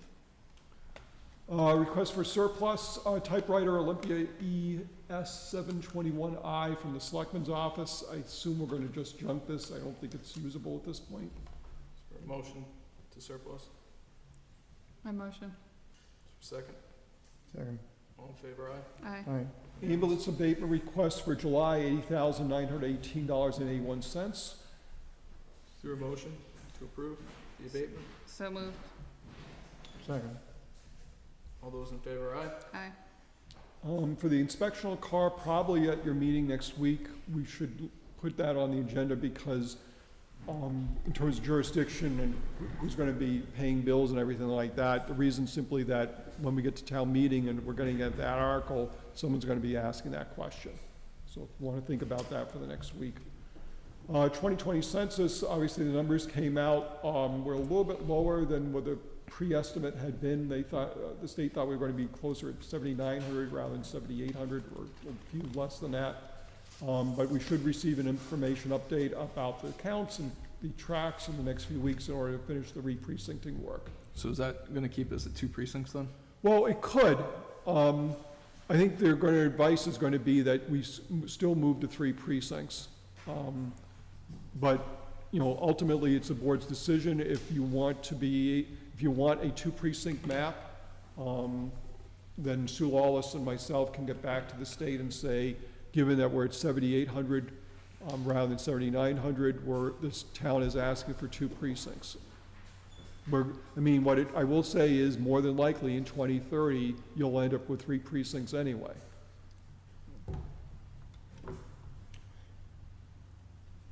You don't think we're getting another couple hundred people?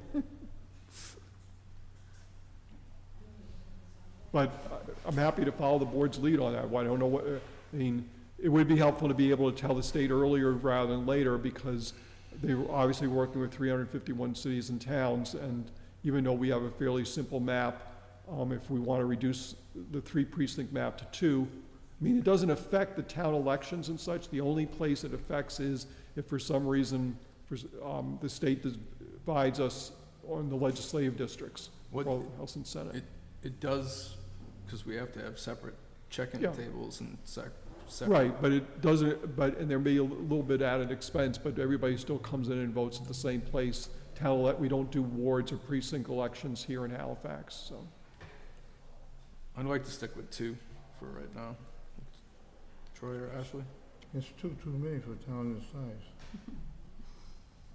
Right, the board could take a vote, and I'll have Sue and myself contact the state. When I ran for state rep, the individual tried to squeeze me out.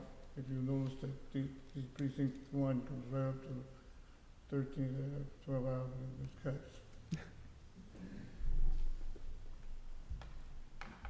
Is there a motion to stick with the 2 precincts?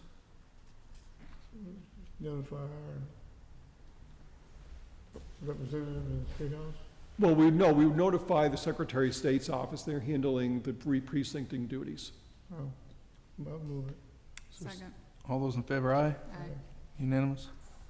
IT and Communications Advisory Committee, the board needs to make the appointments official. Let's see, I've got the list here someplace.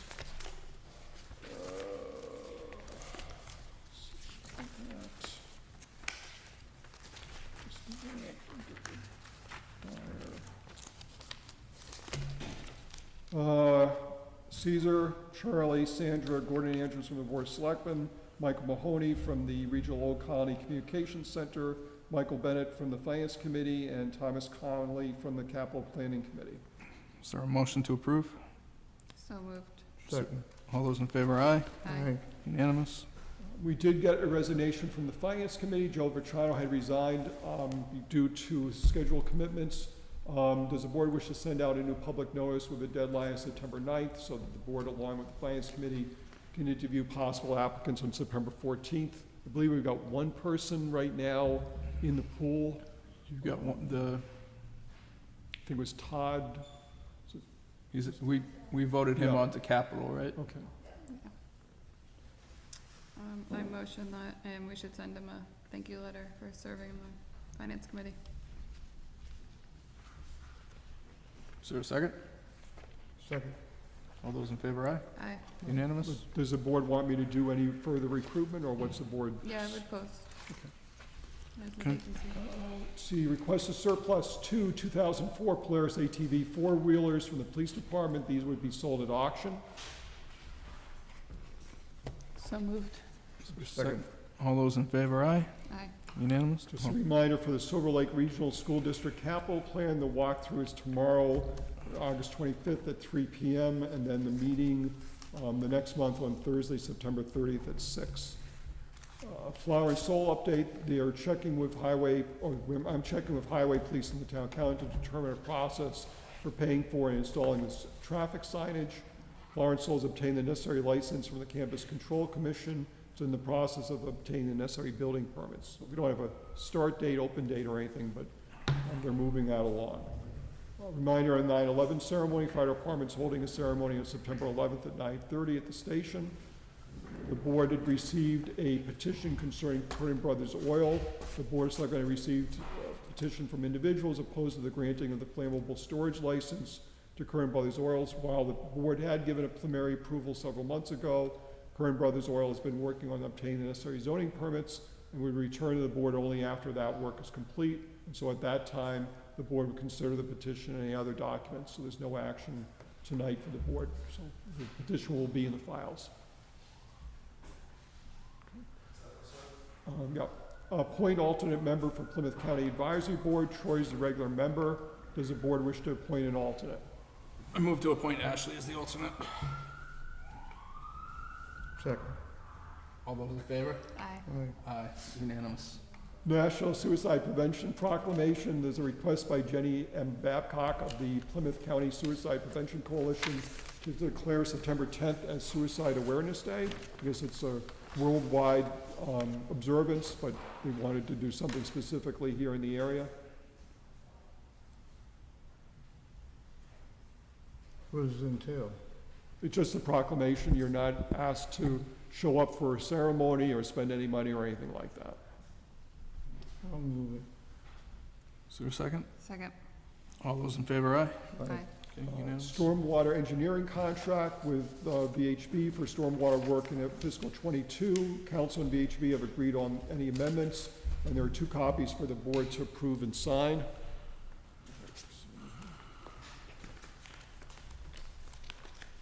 Mhm.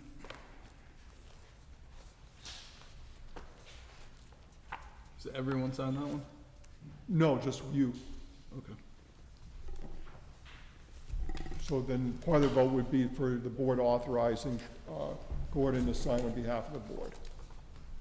Is there a motion to approve? So moved. Second. All those in favor, aye? Aye. Ashley had requested discussion on assignment of work for town council, discussion possible vote on expanding the scope of legal work to be assigned in the future to new town council Brooks and Durensis, including consideration of possible reassigning and transferring of work presently being performed by various special counsels for the town.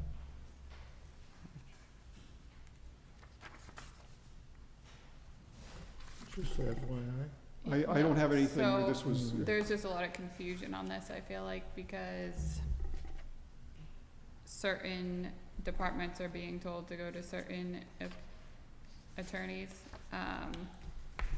Brooks and Durensis, he's not here yet, but when he gets here, he had made it a point in one of our previous, or maybe it was his interview or one of his other meetings, about wanting to take over the scope of it, so there's no misinterpretation between attorneys and all of that. I feel like there's not a clear communication of who's supposed to go to who, the board members, well, the different departments. I'm not aware of the confusion. It's been policy from the board for 15 to 20 years that the regulatory departments, Board of Health, Concom, ZBA, Planning, all have use of town council. They just need to notify the board through me that they're consulting with town council. The other departments in general use, whether it was John Spinelli or then Larry Mayo or now Brooks and Durensis. For the other questions for Labor Council or personnel matters, we've been using Michael Gilman. He's served the town, well, it's before my time. I don't know if it's before Troy's time, but we're talking something on the order of 30 years. And then we have cable. But now we have Brooks and Durensis dealing with the personnel issues, the complaints. He has his own people in his department to be able to handle all of those things. It's up to the board. It's board's discretion. I would say that if you're going to be making those changes, that at least you should provide our current council in those areas with the opportunity to meet with the board before you make any decision like that. But that, again, that's up to the board. I know Attorney Gilman would appreciate a chance to talk with the board, but leave it with the board.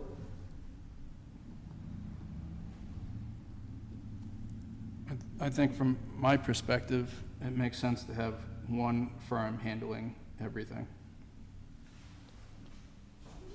That sounds good, but if you're talking vacation, sick time, anything else going on, Yeah, but he has other why would attorneys you already that have- work with him. why would you have it all in one person's lap? Well, I think that, given what I've seen so far, Attorney Durensis has been using other members of the firm. So while he's listed as town council, because we need a specific person rather than a firm as town council, he has at various times assigned work for the town to other members of his firm. That we didn't interview. We interviewed another guy with his. Well, Len Kopelman, but Len, I think, was there in more an advisory capacity. I don't believe that Len has dealt with any of the issues so far as I know, that the board or other town departments have brought to Brooks and Durensis. Naomi Kawamoto has been working on zoning on a couple of things, because Brooks and Durensis was handling a case earlier. She's working on the ATV cases. I believe he was assigned her open meeting law. Jack Dolan has been working on on the complaints that the board had received. Somebody else is working on contracts. So in essence, we're not talking about one person, we talk about the firm. Right, I mean, Paul is, in fact, the town council of record, but one of the things that's required, that when we did the RFP was that you have backup to that person. In this case, Paul's, not just as in the town council have, but the firm is working, he has in essence a support staff. And I don't mean that in the sense of people just sitting at desks. Obviously, these are practice attorneys, but he has other people because he can't do everything, as you're pointing out, and they have specialized areas of expertise. I'm not recommending any of this, but obviously, there are people there available. Can we go through the rest of the agenda and wait a few minutes on this? Because Paul's supposed to be here at 8:30, so I'd like to hear what he has to say about it. Why don't we take, Can I ask a question? regarding, Or do you want me to wait till the attorney comes? regarding? The discussion you were just having about changing counsel. I think we're gonna hold off for right now. We'll go through this and then go back to it.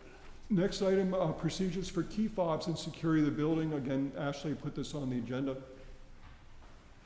Yeah, we don't have a policy for anything with new employees, new committee members, new anything in the building to be given their information or for it to be taken away if they no longer work here.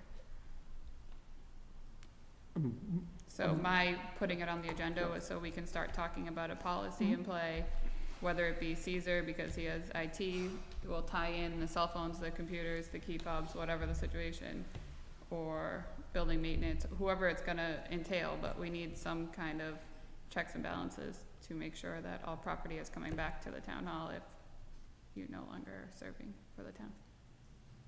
Okay. That's So why I are we put it on doing, the are agenda. we saying, there's key fobs here in security of the building. Can you expound more about what you'd like to see have happen? For instance, when we have a new person, what are they being given? And if that person leaves at a Well, certain that's what we need to point- figure out too, because some committee members have key fobs, some don't. Well, yeah, Where we because don't, I don't know that we have enough key fobs for everybody on every single board and committee. I think the standard in Caesar's, yeah. I think the standard is generally we have 2 people per board or committee, with possibly your exceptions as an example, who have key fobs, simply to make sure that, okay, the chair is gonna have a key fob. Generally, that person is coming in, opening the building up, opening the room up, and handles the logistics. If that person is on vacation or sick or something, but there's a board or committee still meeting, then at least the vice chair or some other designee has the ability to get in the building and get the meeting set up. So I guess when you came on, did you get the keys to the building? no, Did you get, I got a key fob, last week, Caesar? so when I came on, I got a key to the main door, I have a key to the selectmen's room, and I have a key to get into Pam's office. Right. So you should have those keys as well. Because that's what I was given as a member. And then the members of the planning board, whoever the chair is, the vice chair, they should have a room. Whoever's using that room, you've got the planning board, you've got zoning board, you've got conservation. They should all have a copy of the key to the room. I think we need to Were you make talking about all members or, sure, I think the chair or the chair and the vice chair Yeah. probably. Okay. And just making sure when there's turnover that the keys are turned back over and key fobs are turned back in. coming from security, you have too many keys out to open the door, it's not good planning. Right. And we don't have anybody tracking the key fobs or making sure they come back in or go back out or anything like that right now. Yeah. So my suggestion to the board was to put a policy in play to make sure that all of that was happening. Well, let me talk to Caesar. Maybe we can work something out for the board's meeting on the 14th. Okay. And then as far as security, I had talked to Caesar about putting a camera at the front door to actually see the front door, not just the water tower. I know the plan eventually is to be able to do more than that, but fund-wise, we don't have that right now. But I did speak to Caesar about, you said we have the funds for that one camera, correct? Yeah, I can fit like a camera in my budget, but that's it. So Where would you put it? That's up to you guys. I would like it to be on the outside of the front door. It makes it acceptable if somebody breaking it. It'll be on camera, so we'll figure that out. With the amount of complaints that we have in this building, the amount of things going on, keys going missing, things of that nature, I don't think it would hurt to have a camera at the front door. What kind of camera would it be, Caesar? It would be a regular IP-based security camera that's hooked up to the 5 other cameras we have right now. We have one camera currently on the town hall that was used to cover the election ballot box and the front entrance for the duration of the 2020 election, 2020 presidential election. Right now, that camera has been redirected towards the water tower and back into the parking lot because the water department did fund for that camera to be put there. And we have 4 other cameras at each of our treatment plants. So the camera that gets added would be the same camera, newer model of the one that we have currently, but be facing the door of the entrance of town hall. If that's what what the board wants. Camera only allows so many minutes before somebody responds to it. It records up to 30 days. So I think the idea is, Caesar, is not so much that someone going in the building will set off an alarm because the camera has them, but simply that if something happens, we'll have a visual record of showing who was in and out of the building at that time. Right. It's not, They have ski masks on. This is not going to be putting an alarm inside of the building. This will not set off an alarm with someone, hey, someone's going after hours. You know, if there is an incident, then someone can request whoever that may be for that footage. I would probably only accept a request from the attorneys or Charlie, someone who's centralized to accept those requests. Right. But other than that, like I said, it's meant there for investigating rather than monitoring. Well, that's exactly what it does. It monitors people going back and forth through the door. I'm sorry, what was that? It will be a monitor. It's It won't be monitored 24/7, as in, no one's gonna be sitting there watching the camera over the weekend. The only time it's gonna be viewed is if someone requests footage of it, for whatever reason that is. If there was an incident, keys go missing, find out who's in the building.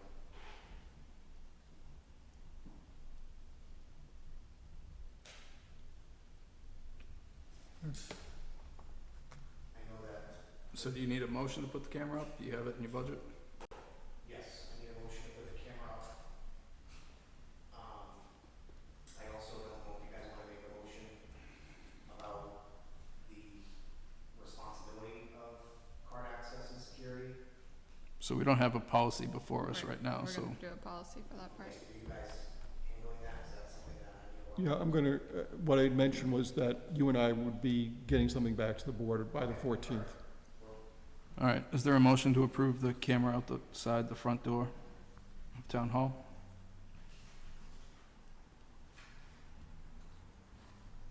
I motion Is there a second? reluctantly. Okay, I don't think it's needed. I'll second it. all in favor, aye? Aye. All right. Site plans for Passes. 314 Plymouth Street, we did get revised, they're sitting in the green folder if anybody's interested. This is for the proposed storage facility, down, near the, I don't put it, I guess by the, in between O'Reilly's and the Cape Cod Pizza Plaza, or whatever you wanna call it now. We already talked about regulatory department, historical society plant sale. The society would like to hold its annual plant sale on the 11th. Town Hall Green was set up at 8 and operations from 9 to noon. The Congregational Church will be holding its yard sale on the same date, but the two organizations have done this before without any problems, so I'd recommend this. Is there a motion to approve the use of the town hall green? So moved. Is there a second? Second. All those in favor, aye? Aye. Passes unanimous. And Attorney DeRensis is here, if you wanted to go back to the assignment of work for town council. No, Can we take a 3-minute recess?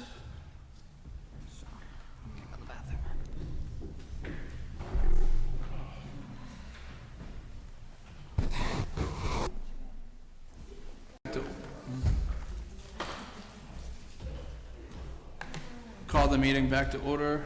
So we'll go back. So the agenda item is the assignment of work for town council. So discussion and possible vote on expanding the scope of legal work to be assigned in the future to new town council Brooks and DeRensis, PC, including consideration of possible reassigning and transferring work currently being performed by various councils for the town. So we had previously started speaking about all the different councils that the town has and talking about trying to consolidate them. So I was just wondering, Mr. DeRensis, could you give us your view on what you think about that?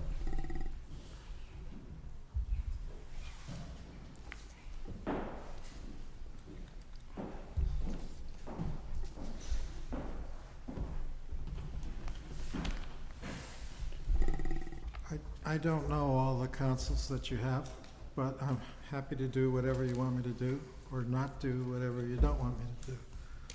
So I'm here to help, to serve, whatever I can do, I'm happy to do. Okay. I think from my perspective, it makes sense to move forward with every new thing in the town with your firm, so that the town is getting a consistent viewpoint of what's going on. So that's my perspective. What's your opinion on that as town council?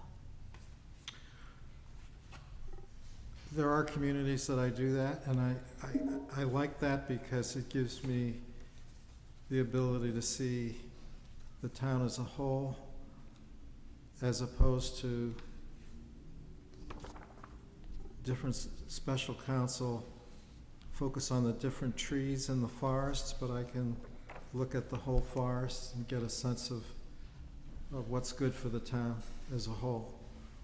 So if I see that there's a problem in a particular area, I can then suggest an amendment to the bylaws of the town to fix that problem, or if there's a personnel issue, then I can try and bring that to the board's attention, that there's these kinds of things. So I see myself as like the family doctor. I like to be able to see the whole patient and know what's going on with the whole patient to figure out the overall health. Because if you have a problem with your liver, you may very well have a problem that may have impacts on all kinds of other parts of the body. If you understand the medical reference, the town is being analogized to a body, and the lawyer as a doctor. But I see myself as sort of the old-fashioned doctor that actually comes to your house and sees you in your own bed and tries to figure out what's going on and what do you need. And if there are things that I don't know about, I can't get involved with, then I can't treat the whole patient. And you feel your firm can handle everything in our town? Well, I don't know what everything is, so I wasn't here earlier when apparently you reviewed the special We're counsel talking stuff, but about- we generally cover everything for most of our towns.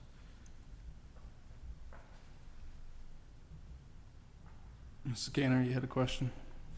I do have a couple of questions, speaking as a taxpayer and resident of this town. First of all, I don't know that you should be part of the discussion considering you're involved in five of the lawsuits that before the term that we spent well over $200,000 for thus far. Also, that if in fact you're going to change now for land council, does that mean Brooks and the renters will have to be brought up to date? So these lawsuits that have been going on for 4 or 5 plus years will now be continued longer and then also cost the town a whole lot more money. My understanding is the whole month of July already, the new town council has spent in excess of $14,000 to the town. And you wanted to lower, Excuse me. you wanted to lower the amount of the council, and we're going way above because of all the stuff that's going on in the town.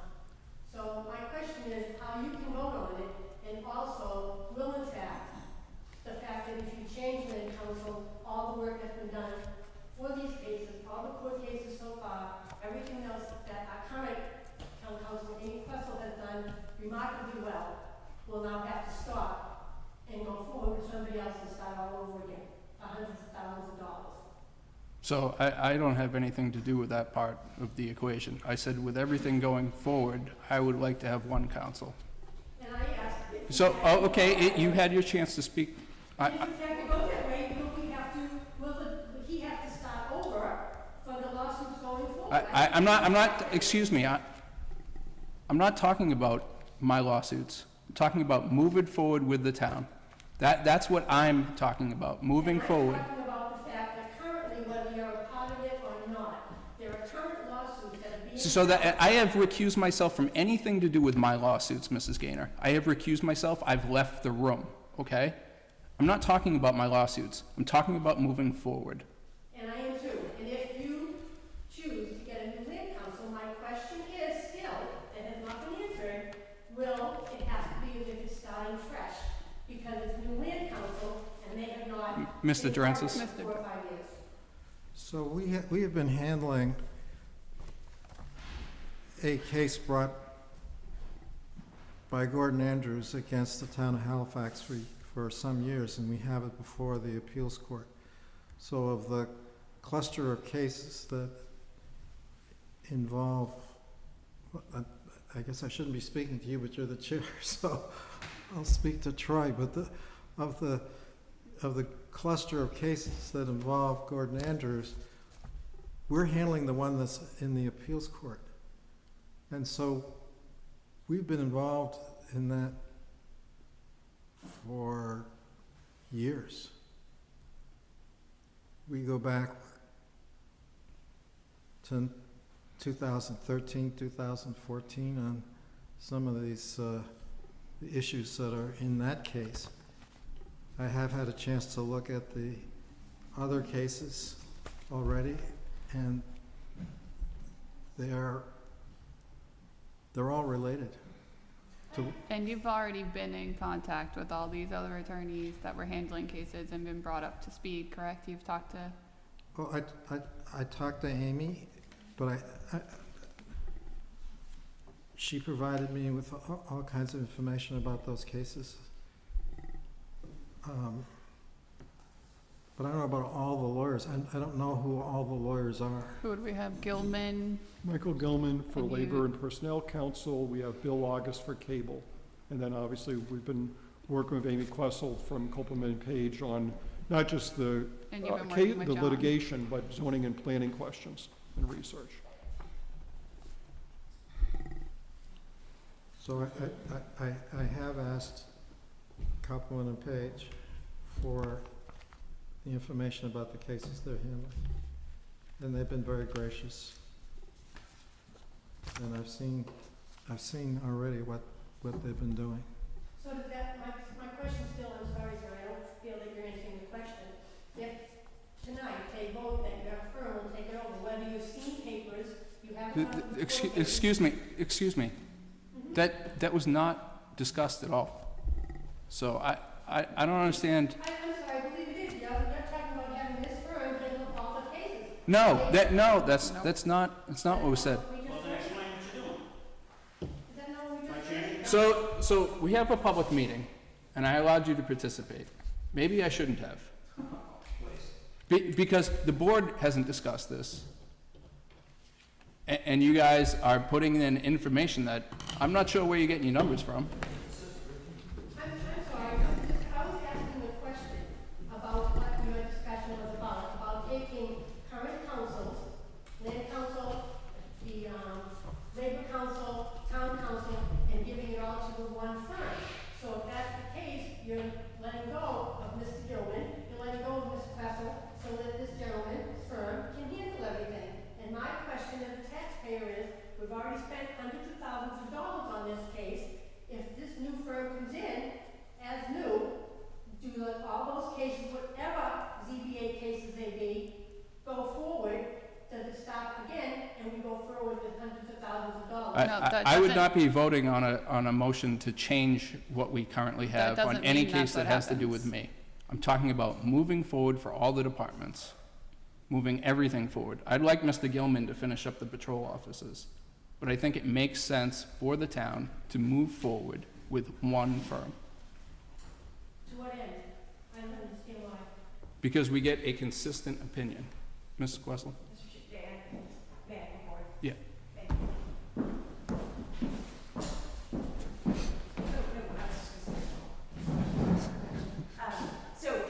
It's nice to see you all. Amy Russell, KP Law. We serve as land use council for the town of Halifax, and we serve at the pleasure of this board. And so, if this board is not happy with what we're doing, we are more than happy to step back, work with Mr. Durensis, transfer over anything that you need. We will, our relationship when we are done, we will end on good terms, hopefully. And if you ever need us for special town council where Attorney Durensis is conflicted out on anything, we are happy to step in. But, we will, like I said, we serve, it is our firm's motto, whether we have a contract or not. We serve at the pleasure of the selectmen or the select board. And so, if this select board for any reason wants to change, we are fine with that.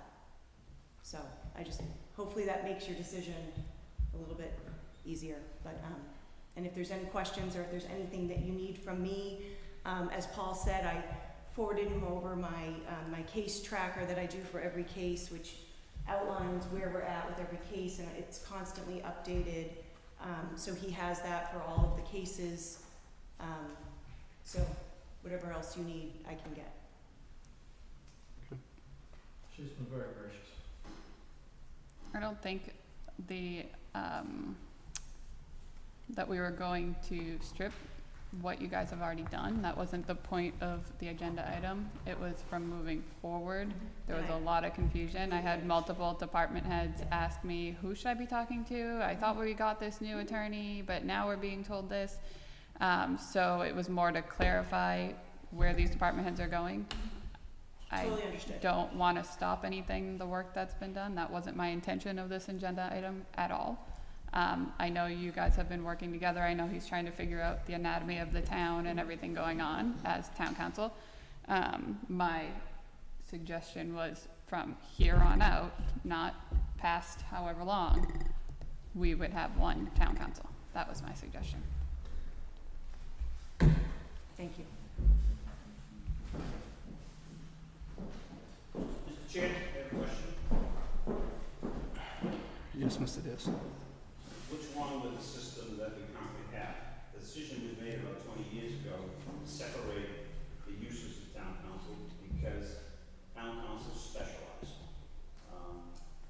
I disagree with Mr. Durensis. I got a problem with my liver, I'm not going to my primary guy. If I get cancer, I'm going to the cancer doctor. So I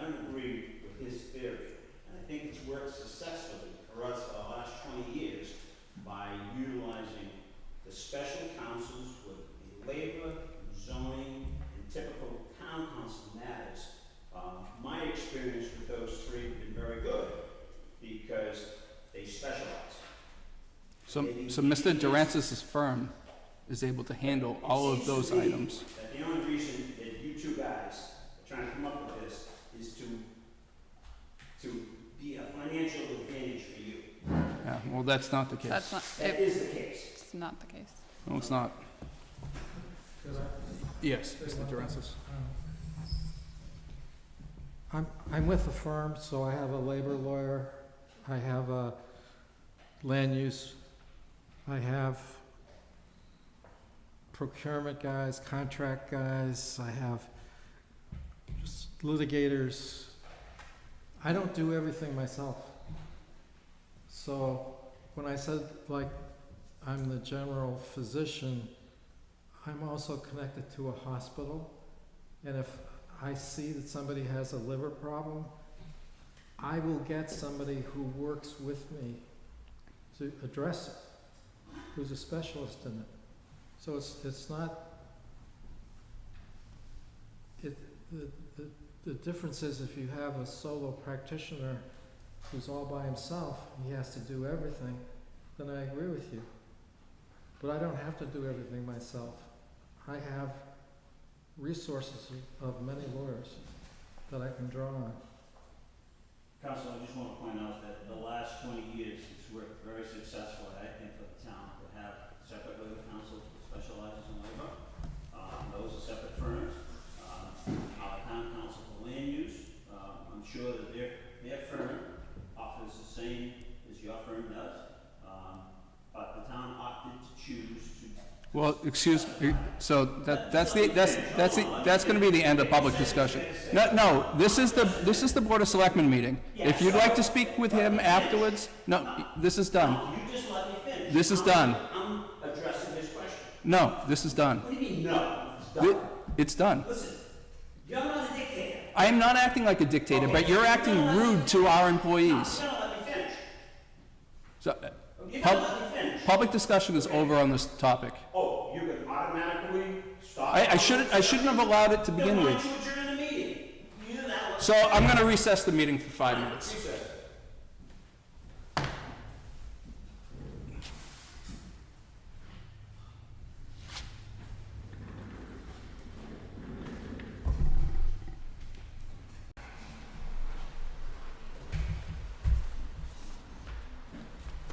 Is there any further discussion the board has?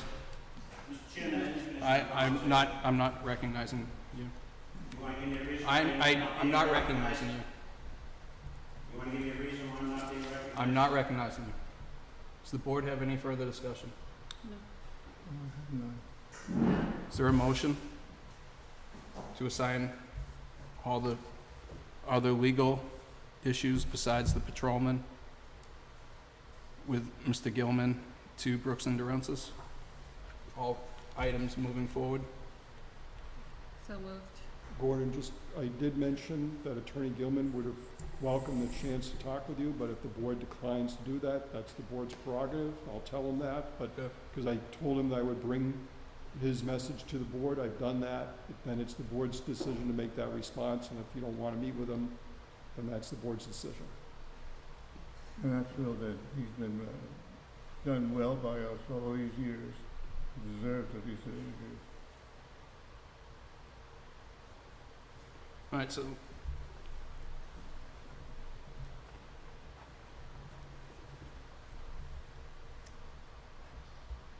you want Mr. Gilman to come in? Troy? Yes. So, is there a motion to have all but labor issues assigned to Brooks and Durantzis for all future issues moving forward? Until we speak to Attorney Gilman, yes, I motion. Sorry, Yes, until we speak with Attorney Gilman, Okay. yes. Is there a second? No. I'll second. All those in favor? Aye. Aye. Against? Passes. All right. Troy, did you say no, or? Said no. All right, is there anything else for open session? I have nothing else. No, you have the executive session. I'm not sure what order you want to do things and who you want to be in here, but you should put the motion in to make sure that it's as to who you're inviting in for each of the matters before the board.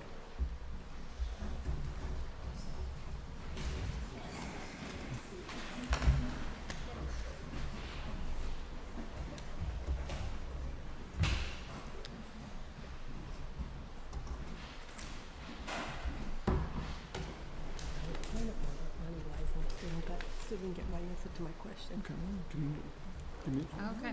I motion to go into executive session for contract negotiations for sergeant, patrol officers, firefighters, highway, mixed unit, police chief, fire chief, and all unions at the Silver Lake Regional School District and Halifax Elementary School. As discussing strategy with respect to collective bargaining as an open meeting may have detrimental effect on the bargaining position of the town. So, Charlie, Pam, Charlie, Pam, Amy, and and Amy Paul. and Paul will be in that, yes.